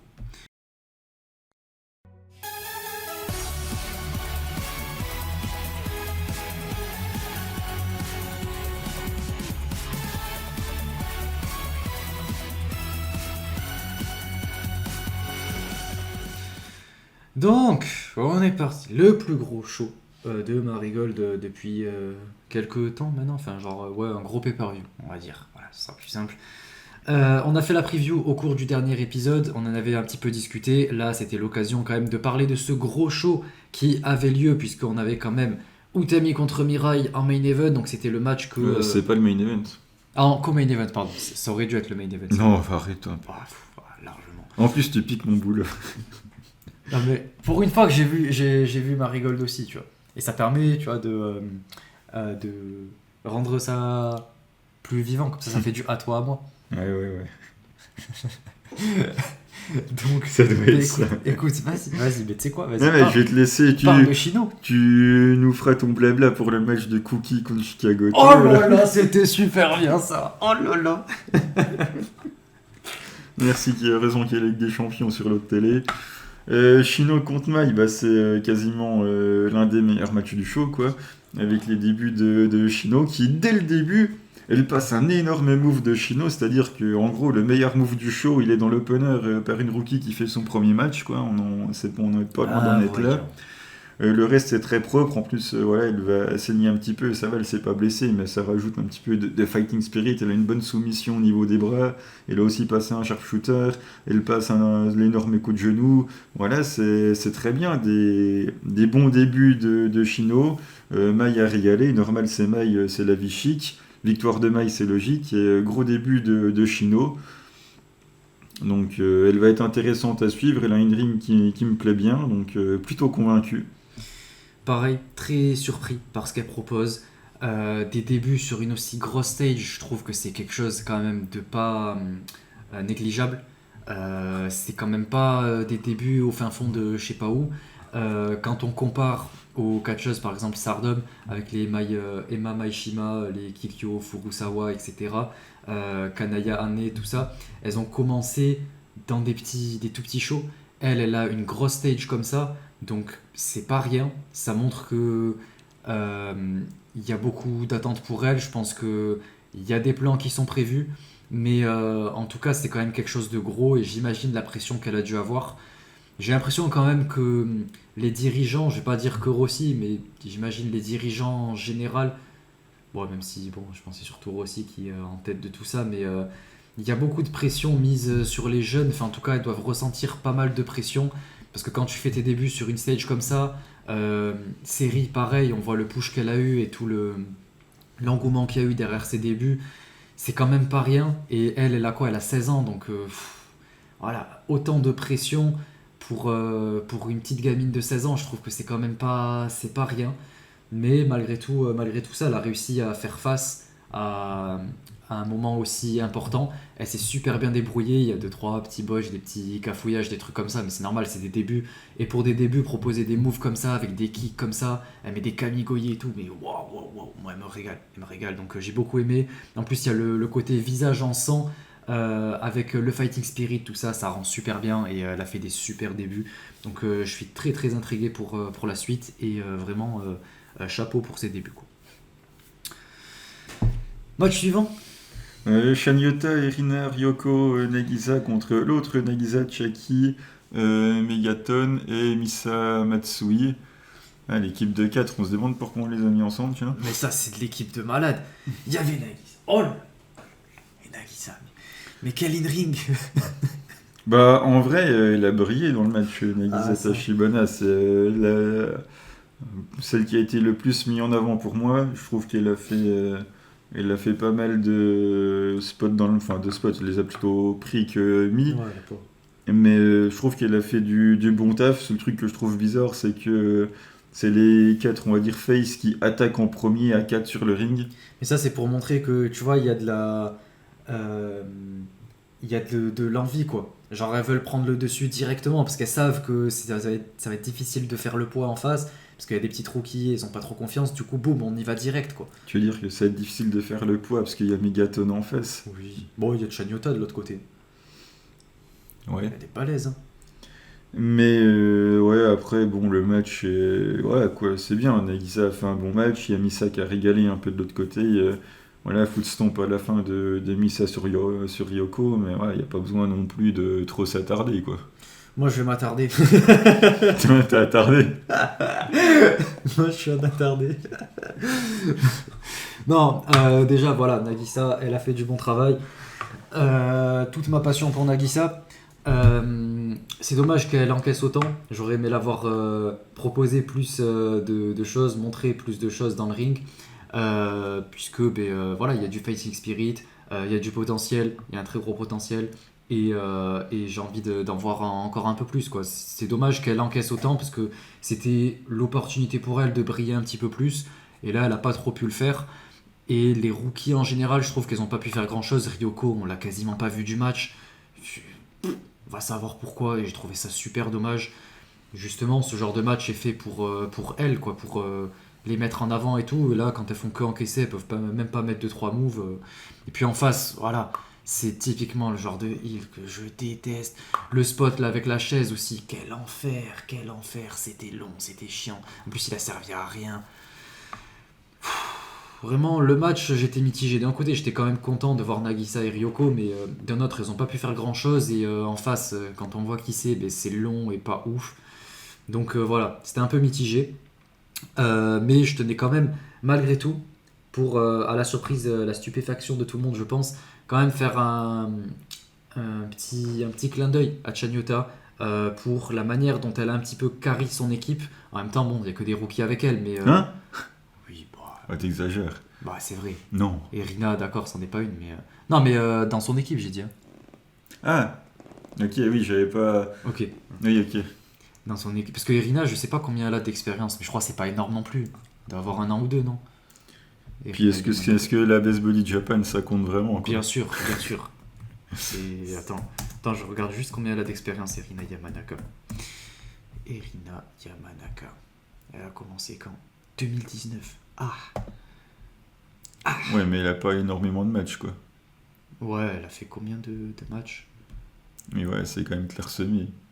47. Ah oui. 47 matchs en 5 ans, bon.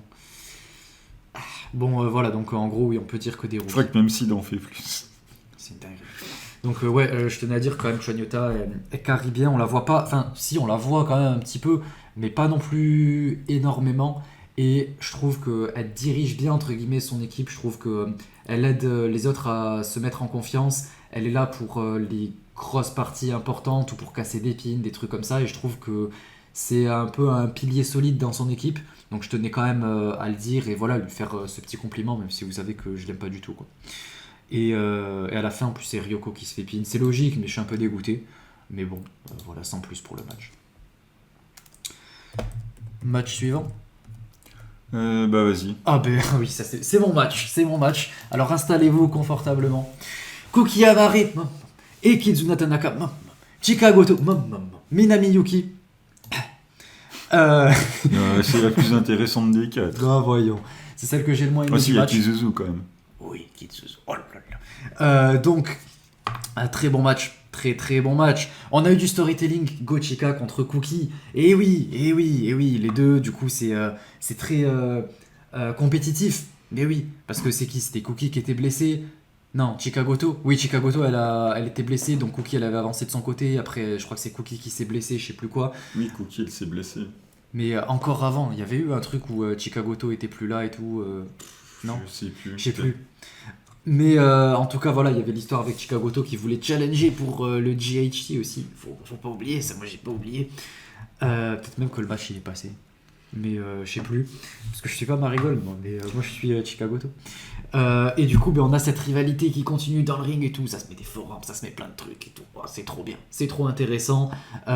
Et j'aime beaucoup l'une face à l'autre, comme ça en compétitivité. C'était super bien en équipe et en compétition, c'est quand même presque même encore mieux. C'est genre du niveau Azumi Starlight Kid, quoi, j'ai envie de dire. Aïe, au secours. C'est mieux quand tu les regardes pas, je crois. Mais non, franchement. Donc moi j'étais très intéressé. Il y a Kizuna qui arrive pour faire ses trucs. Elle vient, elle fait 2-3 moves à droite à gauche, elle brise des pins, tout ça. Et elle fait bien le taf. Elle carry, en gros, tout simplement. Malgré petit botch, voilà. Le petit botch. Gros botch, on va rien dire. Ah, il est Non, légendaire, le botch. C'était amusant, moi ça m'a bien fait rire. Mais malgré tout, je trouve qu'elle carry bien. C'est plutôt sympa. Mais Yuki Minami, par contre, de son côté, comme je vous le disais, moi, comment dire? J'ai pas envie d'être méchant, mais voilà, en gros, on dort quoi. Bah ouais, t'as pas eu le temps de dormir, on l'a pas vu du match. Chaque fois qu'elle était là, c'était pas intéressant, donc tant mieux au final. Bah arrête, on a eu un 1 contre 1 entre Cookie et Shikagoto. Ça, Les c'était deux autres bonheur, n'ont ça. malheureusement servi à rien, alors que les deux autres, c'est les deux meilleurs du match. Ah Donc Bah, c'est voyons. terrible. Le botch à la fin sur le move à 2, bon voilà, c'est rigolo, mais c'est quand même terrible. Et le finish de Cookie, il faut en parler. Elle arrive le genou en pleine gueule, ça lui a pas arraché la Mais mâchoire, c'est c'est un Kizuna qui sait miracle. pas se placer, c'est pour ça. Mais c'est pas Kizuna qui l'a pris en plus, c'est Minami, non? Ah ouais Je Ah me oui, rappelle. oui, si. Oui, t'as raison. Donc, non, mais c'est terrible. Elle fait son finish et elle arrive le genou en plein dans la mâchoire. Et là, bien sûr, tu peux rien faire, quoi. T'es en l'air, tu peux pas ralentir. Boum, le genou dans la gueule. Bam, pleine face. Donc, la pauvre. Mais de toute façon, tous les moves de la troisième de Marigold, bon, entre Yuzuki qui fait des moonsaults en partant de travers, parce qu'elle lance une épaule au lieu de lancer les Ça deux en va, même Mayu, temps. elle a fait pareil. Oui, mais en même temps, les moonsaults de Mayu, je l'ai toujours dit, voilà, c'est... Eh ben, Quand ça tombe au milieu, c'est un miracle. mais pourquoi tu te plains de ceux de Yuzuki alors? Ah, parce que j'allais préciser Mayu là après, mais tu m'as pas laissé finir. Donc, en fait, à part les descentes du coude de la vie chic, franchement, Non, en vrai, il y avait un double foot stomp là, c'était qui? C'était Natsumi, non? oui, mais enfin, louper un double foot sans, faut y aller quand même. Ouais. Donc, non, mais voilà, la pauvre, elle se prend le genou en pleine face, c'est terrible. Ouah, Le ça genou, va. en plus, ça fait mal, quoi. Enfin, Ouais, mais c'est Cookie, ça va, tu l'excuses quoi. Non. Moi je l'excuse. Y a pas de souci, Mm, y a pas pas de moi. souci, Cookie. Donc, voilà, c'était pas... Je me suis pas régalé, quoi.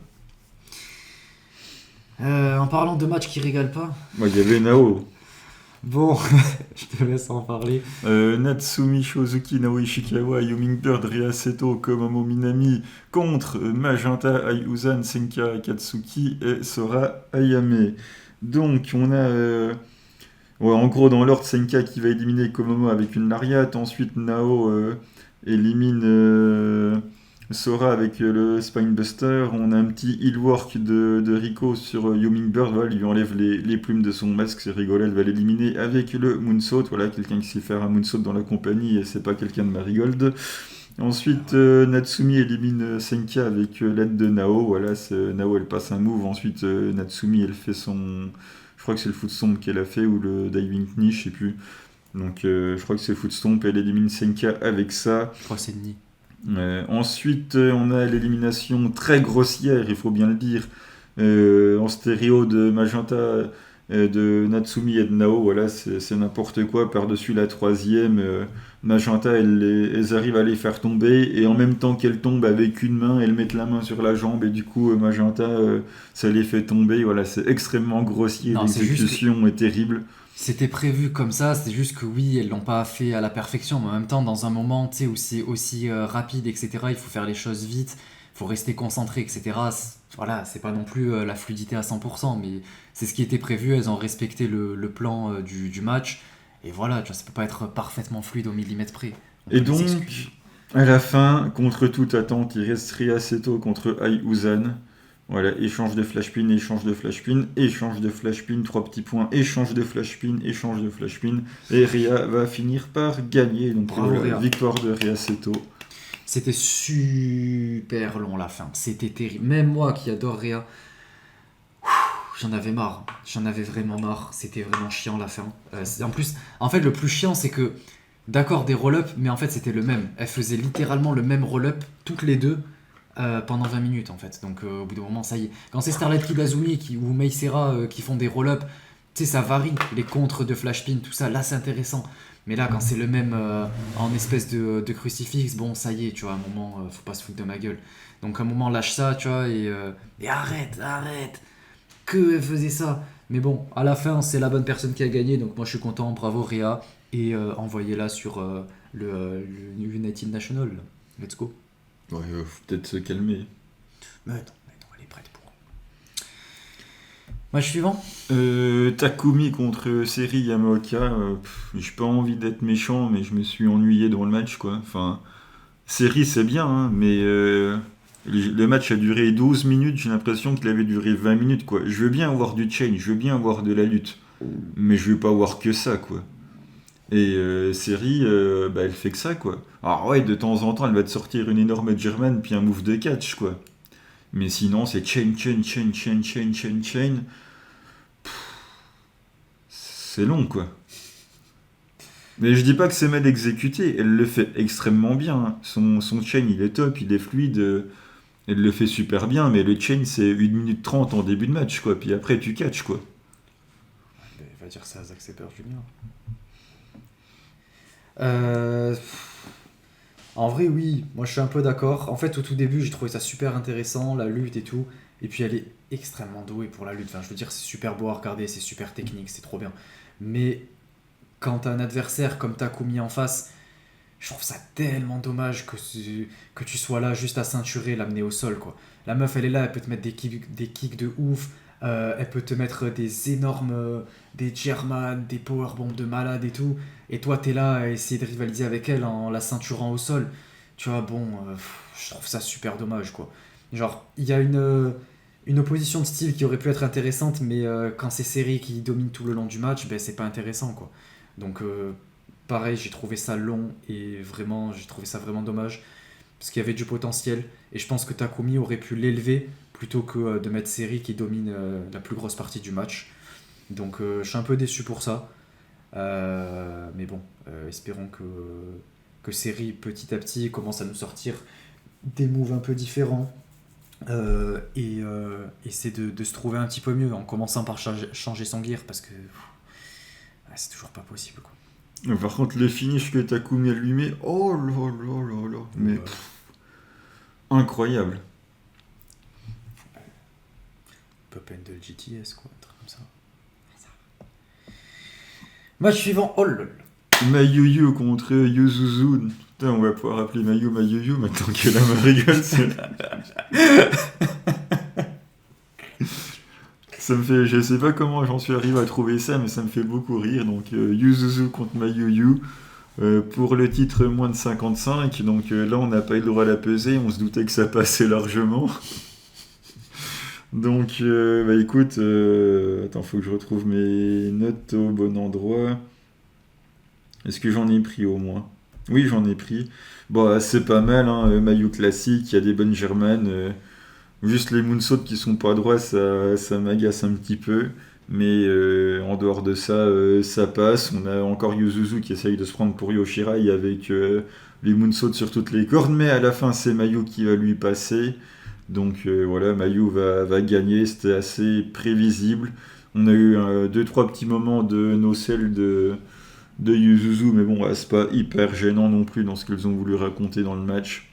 Voilà, le match est correct, mais je n'ai pas sauté au plafond non plus. Ça a duré 10 minutes, voilà, il en fallait pas plus. Une démonstration de Mayu, voilà, qui prend son premier titre chez Marigold. Est-ce que c'est utile de mettre le titre de moins de 55 sur Mayu? Franchement, je pense pas.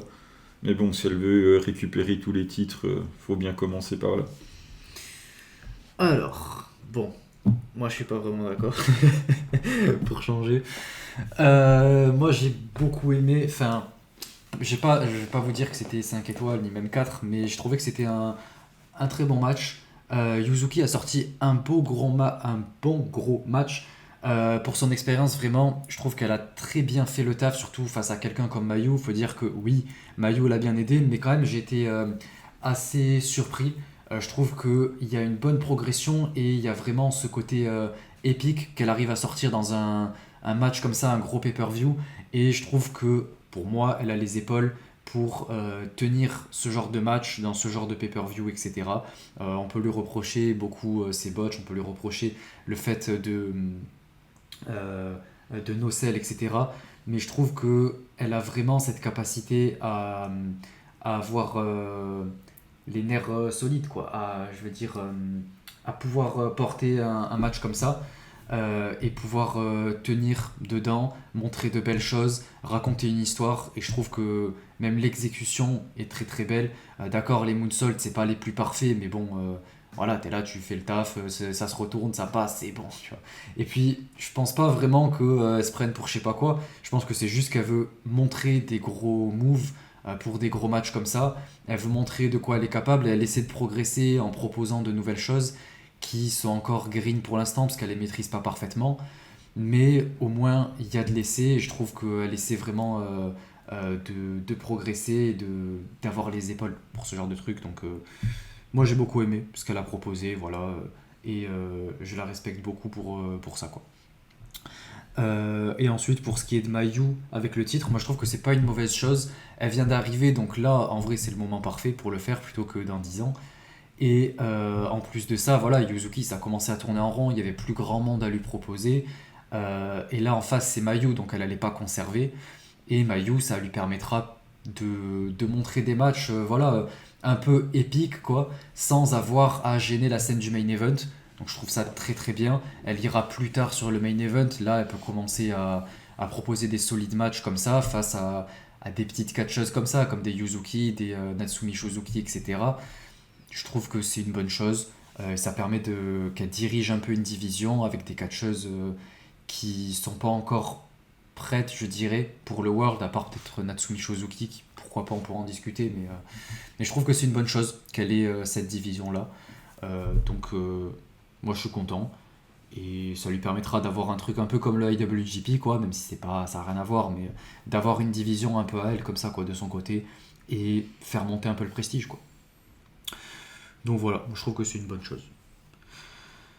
Match suivant. Eh ben c'est le match Le vrai main event. Non, pour la ceinture rouge entre Utami et Mirai. Donc déjà je tiens à dire que j'adore la coupe de cheveux de Mirai, je trouve que ça lui va super bien, ça ajoute un côté bien badass, bien solide. Donc voilà, j'aime beaucoup. Par contre le match... Mais après on va dire, en même temps c'est normal, t'aimes pas Utami, mais quand tu regardes un match de Utami, t'attends qu'elle sorte quoi? Il n'y a aucun move. Le seul move que j'attends, c'est le air raid crash, quoi. Les autres moves, son finish, la powerbomb en tournant, ok, c'est impactant, mais c'est pas hyper joli non plus à regarder. Aussi. Et franchement, le match, mais elles en ont gardé sous le pied. On n'a pas eu le droit au combo Rainmaker, Lariat en courant de Mirai. Au moins, tu me diras, le finish est protégé, comme ça, Utami, elle s'en est pas dégagée. Au final, c'est peut-être un mal pour un bien. Mais j'ai l'impression que c'est un préambule à un vrai match qui va suivre, quoi. Là, maintenant, il faut absolument que Mirai, elle gagne le Dreamstar, que Mirai, elle ait sa revanche et qu'elle prenne le titre à Utami avec un match où elle n'en gardait pas sous le pied, quoi. J'ai l'impression que c'est la première mi-temps, tu vois. Première mi-temps est finie et qu'elles sont parties au vestiaire et qu'il faut qu'elles reviennent faire la deuxième mi-temps. Enfin, il manque... je me suis pas non plus ennuyé, ça serait exagéré, mais... Enfin, je m'ennuie quoi qu'il arrive devant les matchs d'Utami, donc... mais j'ai l'impression que il en manque. Il manque la deuxième mi-temps, il manque la victoire de Mirai au Dreamstar et le vrai match, quoi. Là, c'est... elles ont trottiné avant le coup d'envoi, quoi. Oui et non, enfin moi je suis d'accord et pas trop d'accord non plus en même temps. Le fait qu'elles en aient gardé sous le pied, ouais, je te rejoins là-dessus. Je pense qu'il y avait moyen de faire un encore plus gros match, etc. Après, peut-être que c'est parce qu'elles étaient juste en dessous du match de Nanae, c'est peut-être ça qui a joué. C'était pas le main event, donc il fallait pas qu'elles volent tout le spot. Peut-être, c'est qu'une hypothèse. Mais en tout cas, moi j'ai trouvé le match vraiment pas mal. Assez lent en fait, et j'ai trouvé surtout qu'il manquait de séquence et de dynamisme. Le problème, c'est que voilà, il n'y avait pas de moment où ça accélérait. C'est Utami, quoi. Bah, en vrai, Utami, ça dépend aussi face à qui elle est, quoi. Mais elle est capable d'accélérer, tu vois. Il y a eu certaines séquences et tout, que celui contre Maika par exemple, c'était pas trop mal. Les 2-3 séquences qu'on a eues et tout pour le titre, là, c'était l'année dernière, début 2024, je crois. C'était sympa. Et là, c'était vraiment un peu à toi, à moi. Moi, je domine, ensuite c'est à toi de dominer. Et c'est vraiment pas mal de ça, quoi. Après, en soi, ça reste solide. puisque ce qui était bien, c'est qu'on a eu des vrais moves quand même impactants. C'est pas des moves spectaculaires, mais il y avait ce côté vraiment puissance que j'ai beaucoup aimé. Et on l'a senti à travers leur gabarit, à travers la puissance qu'elles y mettaient et tout. Et c'est ça que j'ai beaucoup aimé. Et je trouve que ça aurait été bien mieux s'il y avait eu 2-3 petites accélérations mêlées à ça. Donc je suis d'accord sur le fait qu'elles en ont gardé un petit peu sous le pied. On aurait pu avoir plus de moves et tout. Mais il y a eu malgré tout un peu storytelling à travers la puissance de chaque coup, l'impact et tout. Et c'est ça que j'ai beaucoup aimé, qui a rendu le match vraiment pas mal. Donc ça a bien fait le taf. Et c'était peut-être même légèrement au-dessus de ce que j'attendais au vu de ce que j'avais vu des réactions. En gros, au début, j'étais hyper hypé avant que le match ait lieu. Le match a eu lieu, j'ai vu les retours des gens, je me suis dit, ah ouais, ça va pas être la folie, quoi. Genre, je suis quand même hypé, mais vu ce que les gens m'en disent, ça va pas être fou. Et au final, le match était plutôt pas mal. Donc voilà, j'en ressors quand même satisfait, mais j'en aurais aimé un petit peu plus, quoi. Et enfin le main event. La légende. Moi j'ai pris aucune note, je te laisse te débrouiller, c'est sans moi je regardais la Champions League. Non mais c'est honteux, c'est le dernier match de la légende, c'est-à-dire que... Enfin on en parlera après, hein, mais de ce qu'incarne Nanae. Je crois qu'on avait une question en plus après sur ce qu'incarne Nanae. Mais Nanae contre Miko Ono, donc j'ai toujours du mal avec les matchs de retraite des gens que j'aime bien, parce que c'est vraiment compliqué à regarder. Enfin, je parle émotionnellement, hein, pas dans la qualité in-ring. Donc, Nanae, il arrive, ça sort les sticks lumineux dans le public, la passion. Le match, voilà. Enfin, j'ai envie de dire, le in-ring dans ce genre de match, c'est secondaire, quoi. C'est le dernier match de la légende. Ce qui se passe dans le ring, c'est pas ce qu'il y a de plus important, mais ça bosse quand même un peu les jambes. On a un petit concours de claques au milieu du ring, voilà, que Nanae, elle aime bien faire. Ça passe des beaux moves, ça se met des beaux kicks, c'est bien. Un B-driver de Nanae d'une violence, j'aurais pas aimé le prendre celui-là. Ensuite, elle fait le frigo splash, le frog splash de Nanae, dégagement. Miku, elle va passer son side clash sur la légende, donc il faut quand même le passer, le side clash sur Nanae. C'est quand même pas le gabarit le plus simple sur qui passer le side clash. Et ben ça passe, dégagement. Il y en a un deuxième un petit peu plus tard. Elle lui met ensuite 3 buzzsaw kicks, dégagement de Nanae. Et Miku va prendre la victoire avec ce qui ressemble au finish de Nanae.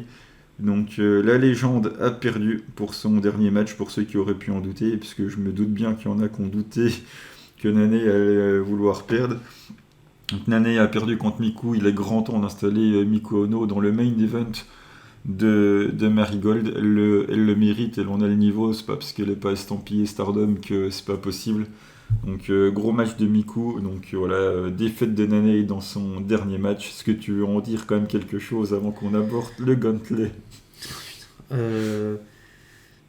Nanae, j'ai encore aujourd'hui beaucoup de mal. J'ai jamais vraiment accroché. Mais en tant que tant que personne, même tout ce qu'elle a apporté au monde du Joshi, je ne peux que respecter. Elle a contribué à créer la meilleure promotion de Joshi de l'histoire, donc une des meilleures, pardon, parce que c'est vrai qu'il y a Diana avec. Ben oui. Mais oui, elle était là pour Stardom, elle a été là pour Marigold. Elle a vraiment contribué au Joshi littéralement, comme on l'aime ou pas. Donc moi j'ai beaucoup de respect pour ça. Elle a aussi contribué à mettre en avant beaucoup de jeunes et tout, à former des catcheuses. Enfin, j'imagine. Je sais pas si elle a entraîné des catcheuses, mais. Bah, Acide déjà. Ouais, bon, après ça c'est autre chose, mais. En tout cas, voilà, moi, j'ai beaucoup de respect pour la personne. Yoshiko, oui. Noriana. Mais j'ai vraiment du mal avec son in-ring et tout, je lui trouve rien de spécial. Et puis la gimmick Passion, pour moi, c'est un non absolu, quoi. C'est pas possible. Non, avec les couleurs et tout. Neuf, t'as 40 piges, t'as la gimmick de Bailey, c'est pas possible. Oh, arrête-toi, non, pas du tout. S'il te plaît, c'est pas possible de faire ça. Donc, moi, Après, j'aurais pu chanter Hey, Nanae. Non, c'est terrible. Mais du coup, maintenant, transpose ça sur série. Non, même série, ça va pas. La meuf, c'est censée être la meuf badass qui est impactante et tout, et elle prend la gimmick de Nanae. Je comprends, il y a le passage de flambeau et tout, mais quand tu passes ta gimmick de Bailey, bon. Ça n'a rien à voir. Même Bailey, elle s'est dit, il serait temps que j'arrête. Mais arrête, ça n'a rien à voir. C'est la passion des derniers instants. C'est pas Hugfree avec le mec du coin, quoi. Toi, c'est... Bailey, elle a vu que Nanae reprenait sa gimmick, elle s'est dit bon écoute, je vais Arrête, m'arrêter de toi. suite. c'est n'importe quoi. Elle s'est faite une coupe au carré, elle est devenue émo. N'importe quoi. J'ai rarement entendu autant de conneries, quoi. Ah, c'est terrible. Donc ouais, Nanae, sa dernière gimmick là, c'est pas possible. Mais après voilà, ce qu'elle a fait dans le business et même ses anciens matchs et tout, c'est des trucs que je pourrais regarder plus facilement, quoi. Ouais, de toute façon, c'est une des personnes qui incarne ce que moi je recherche dans le Joshi qui s'en va, quoi, une de plus. Tu sais, on en avait beaucoup parlé avec Sturi quand on avait parlé de Yumiko Ota et de ce qu'il incarnait dans le Joshi, la vision qu'il avait dans le Joshi. Pour moi, Nanae, c'est la même chose, quoi. C'est l'ancienne génération. Ouais, mais c'est passé là, leur vision, c'est plus la même. Ben, pour moi, ça devrait. Il y a encore des promotions qui sont encore un peu là-dedans. Et heureusement, moi, c'est cette vision-là que j'aime bien. Bah, sinon, on n'avance pas, il n'y a pas de progrès, il n'y a pas de modernité. Oui, mais enfin, le catch dans le Joshi des années 80-90, il tabasse celui de la Diana matin, midi et soir. Hein. Mais parce qu'en même temps, c'était pas la même stage, ça avait rien à voir. Là, quand tu fais au Amistad que tu as droit à 10 minutes avec des rookies, c'est sûr que tu vas rien faire face à Jakon contre Toyota, tu vois. Non, mais voilà, je veux dire, la manière dont on les fait catcher avec un catch avec de l'impact, avec des gros moves, toi, le catch avec du work rate, de l'intensité. Oui, mais ça, je dis pas le contraire. Avec tu peux en avoir. la formation des petites jeunes, le catch avec les émotions, toi, ça... Mais t'en as toujours chez Stardom. C'est juste que c'est fait différemment et plus modernisé. Moi, j'y vois pas de souci. Plutôt que rester bloqué dans le passé avec les mêmes choses constamment, à force, tu sais, c'est une génération qui est passée. Donc oui, on peut s'en inspirer, mais pas la reproduire. Alors, je te dis pas de la reproduire, mais dans le mode de fonctionnement, ouais, les entraînements un peu à l'ancienne et tout, Oui, toi, ça, c'est... à la Meiko. Toi, tu prends un dropkick, ça t'arrache les dents, ouais, toi, c'est un Ah, peu ça, je suis d'accord. passion, toi. Ça, oui, ça je rejoins là-dessus. Toi, un Tout peu ce qui est de entraînement, rigueur, d'ardeur, de tempérament. voilà. Ouais. Voilà. Donc, je veux préserver ça. Hein. Et écoute, si tu veux finir avec le gauntlet là, Et ensuite, on a un petit... moi je regardais le quintuplé derrière.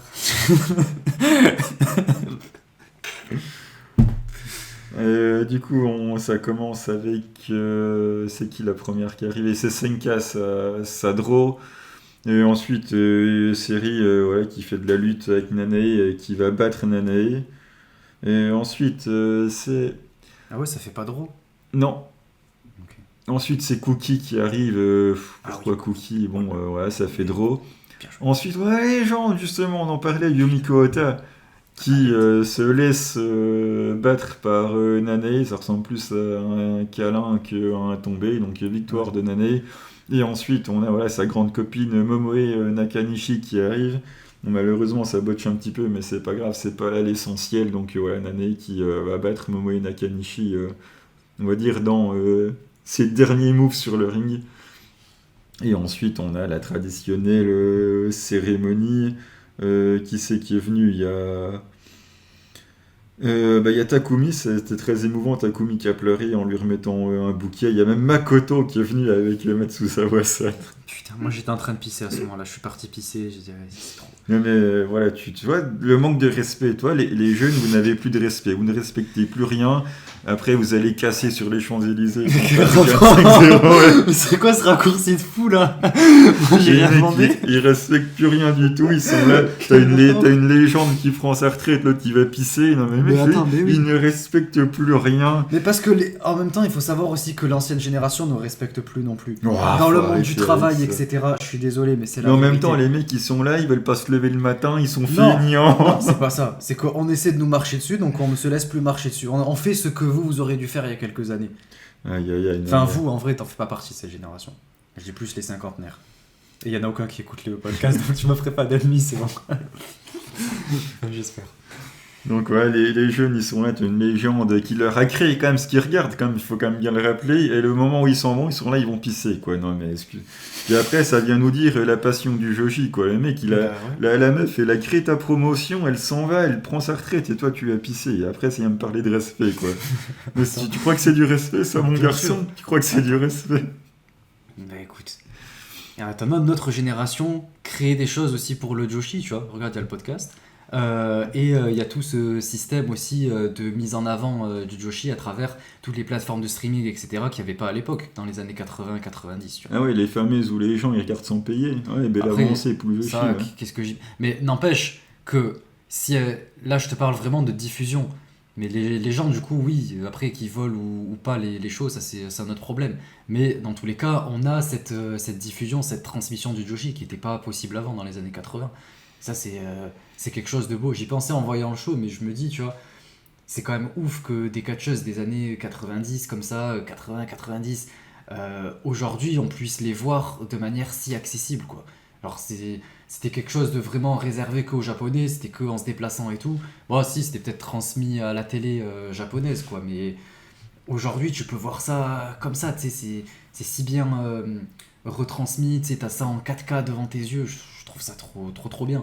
Et c'est pour ça, la modernisation et tout, ça a ses mauvais côtés, mais ça aussi ses très bons côtés, donc je trouve ça bien. Donc chacun crée derrière, quoi.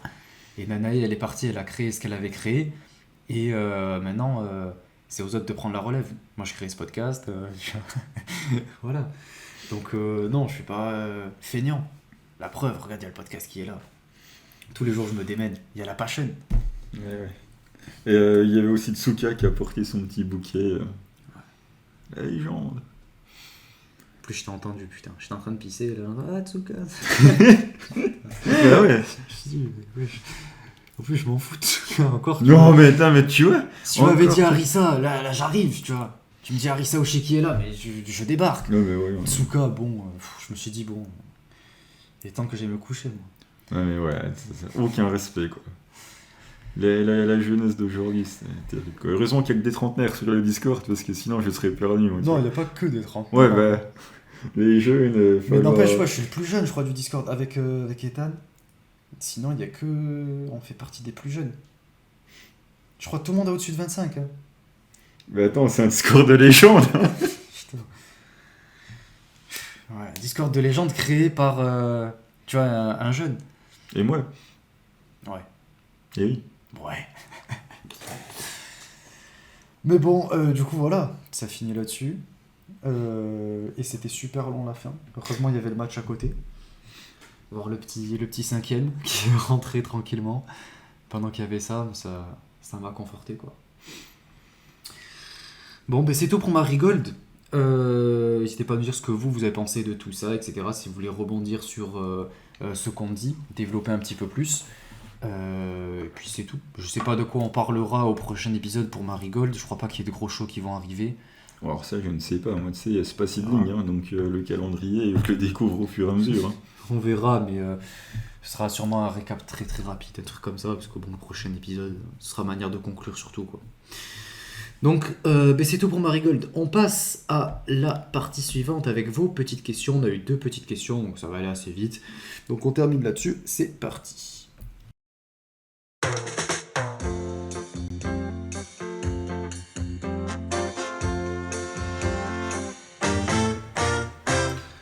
Donc pour cette dernière partie, on va revenir sur vos 2 petites questions. Donc en premier, c'est qui a commenté en premier ? On va départager. 23h09, d'accord. Et là, 23h08. Ah, on va commencer avec Imperial Uno, qui était 1 minute avant. Le match de retraite de Nanae était vraiment top. Passion 7 n'a pas pu faire un meilleur match de retraite. Et en plus de ça, elle a perdu le match au profit de Miku. Oui, bon après ça c'est classique. Enfin, toutes les catcheuses... On parle pas assez de l'influence qu'elle a sur le Joshi moderne et Nanae. Et une des raisons pourquoi on en est là aujourd'hui. Merci Passion. Et Samy, fais attention à ton micro. Oui. Alors là, c'est pas mon micro en plus. Ok, oui, de toute façon, on est revenu sur Nanae. On a développé pas mal. Et ensuite, 100% qui nous dit comme tout se passe bien dans le meilleur des mondes, comme tout se passe bien dans le meilleur des mondes pour Neo Genesis, essayons de pimenter tout ça. Non, c'est pas la peine. Si. Quelle catcheuse ajouteriez-vous pour remplacer Suzu ? Moi, j'ai mon idée. Un membre temporaire qui est le visage de Diana, qui s'appelle Haruka Umesaki. Moi, je la mettrais dans Neo Genesis en membre temporaire, un peu comme Tomoka Inaba chez Gozai ou même de manière moins récurrente, genre Nanami chez Godzei, quoi. Ça pourrait être bien. Après, si tu parles d'un membre vraiment, comment dire, qui est signé chez Stardom, attends, faut que je vois le roster. On va regarder le roster. Est-ce que tu le connais pas? Si, mais j'oublie sûrement des noms, ou tu sais, j'essaie de penser aux rookies, etc.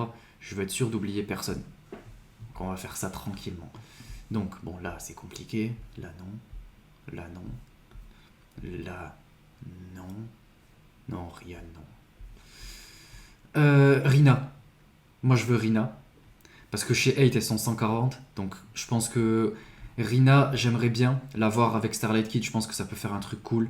En équipe ou un truc comme ça. Ou même dans des tags classiques. J'aimerais beaucoup Rina chez Neo Genesis. Ça lui permettrait de changer complètement de gimmick. Elle a commencé, elle était chez Tokyo Cyber Squad. Ça n'a pas duré beaucoup. Et puis en plus, c'était à l'époque où elle était vraiment très très jeune. Donc on se rappelle pas énormément de ce qu'elle faisait. Il me semble qu'elle n'avait pas des matchs non plus récurrents. Et ensuite, la switch chez Oedo Tai, qui est devenu 8. Et depuis, elle a toujours eu cette gimmick. Donc la voir avec un personnage Neo Genesis, j'aimerais bien voir ce que ça donne. Et sinon, pour remplacer Suzu, peut-être... Non, Emma Maishima, non. Ça le ferait pas trop. Yuria, c'est EXV. Kanaya Anne, c'est Stars. Matoi, Stars. Kikyo, mais d'ailleurs, c'est une 2003, j'étais choqué d'apprendre ça. Kikyo, non, je sais pas si ça le ferait. Je pense pas qu'elle a le profil pour. Non, ouais, je dirais Rina ou alors une catcheuse extérieure, dont notamment Haruka, je pense. Moi, je suis assez d'accord avec toi. Haruka, ça irait dedans. Alors, en même temps, on pourrait faire des TikTok et des conneries comme ça, c'est très bien. En plus, elle fait pas de TikTok, Haruka. Et puis, sinon... Parce qu'il faut quand même que ce soit aussi quelqu'un du niveau de Suzu, quoi. Si c'est pour mettre une rookie, c'est pas la même chose, quoi. Vu les noms qu'il y a, est-ce qu'on a besoin d'avoir un autre gros nom? Je pense qu'une qui prend le pin, c'est pas si mal. Hein. Starlight Kid pour prendre le pin, puis voilà. Quoi? Mais t'es malade. Il a complètement pété les plombs, lui. Ouais. Et qu'est-ce que vous imaginez pouvoir troubler les relations au sein du clan, surtout entre Starlight Kid et Azumi? Mais il serait temps, mais moi j'attends que ça, mais je veux... Moi, j'en vois pas l'intérêt. Il faut Azumi, que c'est très bien. Azumi, elle monte un peu de personnalité, voilà. Qu'elle défonce Starlight Okito, et ça sera pas la première fois qu'elle la défoncerait. Donc, mais moi j'attends que ça, et que Azumi elle y aille, quoi, vas-y. Ce qui va se passer, c'est qu'Azumi elle va aller chez AEW, et vous allez tous pleurer. Et oui. Moi, je le vois venir, ça. Non. En tout cas, elle y va plus souvent, quoi. Là. Si c'est pour faire comme Yuka Sakazaki, c'est pas la peine. Ah bah après, ça, c'est pas toi qui le décide. Hein. Tu pourras rien faire. Hein. Moi, ça me fera regarder encore moins Stardom. Et après, du coup, troubler les relations au sein du clan, ça a déjà été fait, donc je pense pas qu'il y ait besoin de encore plus. Là, le clan, il était bien parti, il y a eu ce problème, ça crée une storyline, c'est bien. Le but, c'est pas de retirer une deuxième balle comme ça, genre, sinon le clan, il va paraître très faible et c'est pas le moment. Avec Starlight Kid qui est championne Wonder et Neo Genesis artiste, je pense que là, il faut conserver ce momentum et finir peut-être l'histoire avec Suzu et peut-être petit à petit, on verra peut-être après le 5-star commencer à la limite si tu veux faire des rivalités comme ça, mais pour l'instant, rester comme ça, c'est très bien jusqu'au 5-star. Je pense pas que ça bouge tout de suite, mais une fois qu'Azumi en aura marre, et j'espère le plus rapidement possible. Et qu'est-ce que quel échange avec Rina. Du coup, c'est tout pour ces petites questions, voilà. Et c'est tout également pour cet épisode. N'hésitez pas à nous dire ce que vous en avez pensé dans les commentaires. Mettre un petit j'aime si vous avez aimé, comme d'habitude, nous soutenir sur le Patreon en retour d'épisodes exclusifs, de contenu exclusif avec des réactions live qu'il faut que je reprenne notamment. Et également, voilà, si vous voulez rejoindre le Discord et nous suivre sur tous les réseaux sociaux, sur Twitter, pour tout ce qui est annonce de cartes et traduction de promo, et Instagram pour tout ce qui est annonce de news et récap de show résultats. Donc voilà, c'est très bien balancé entre les deux. Nos deux CM font du très bon boulot, donc je suis très content. Et merci à tous de nous soutenir. On se retrouve au prochain épisode, ce sera le dernier épisode de la saison 3. À partir de là, il y aura beaucoup de changements qui vont s'opérer, je vous en parlerai je pense au prochain épisode. Donc je compte sur votre soutien et je vous remercie pour votre soutien jusque-là. C'est une promo à la Neo Genesis.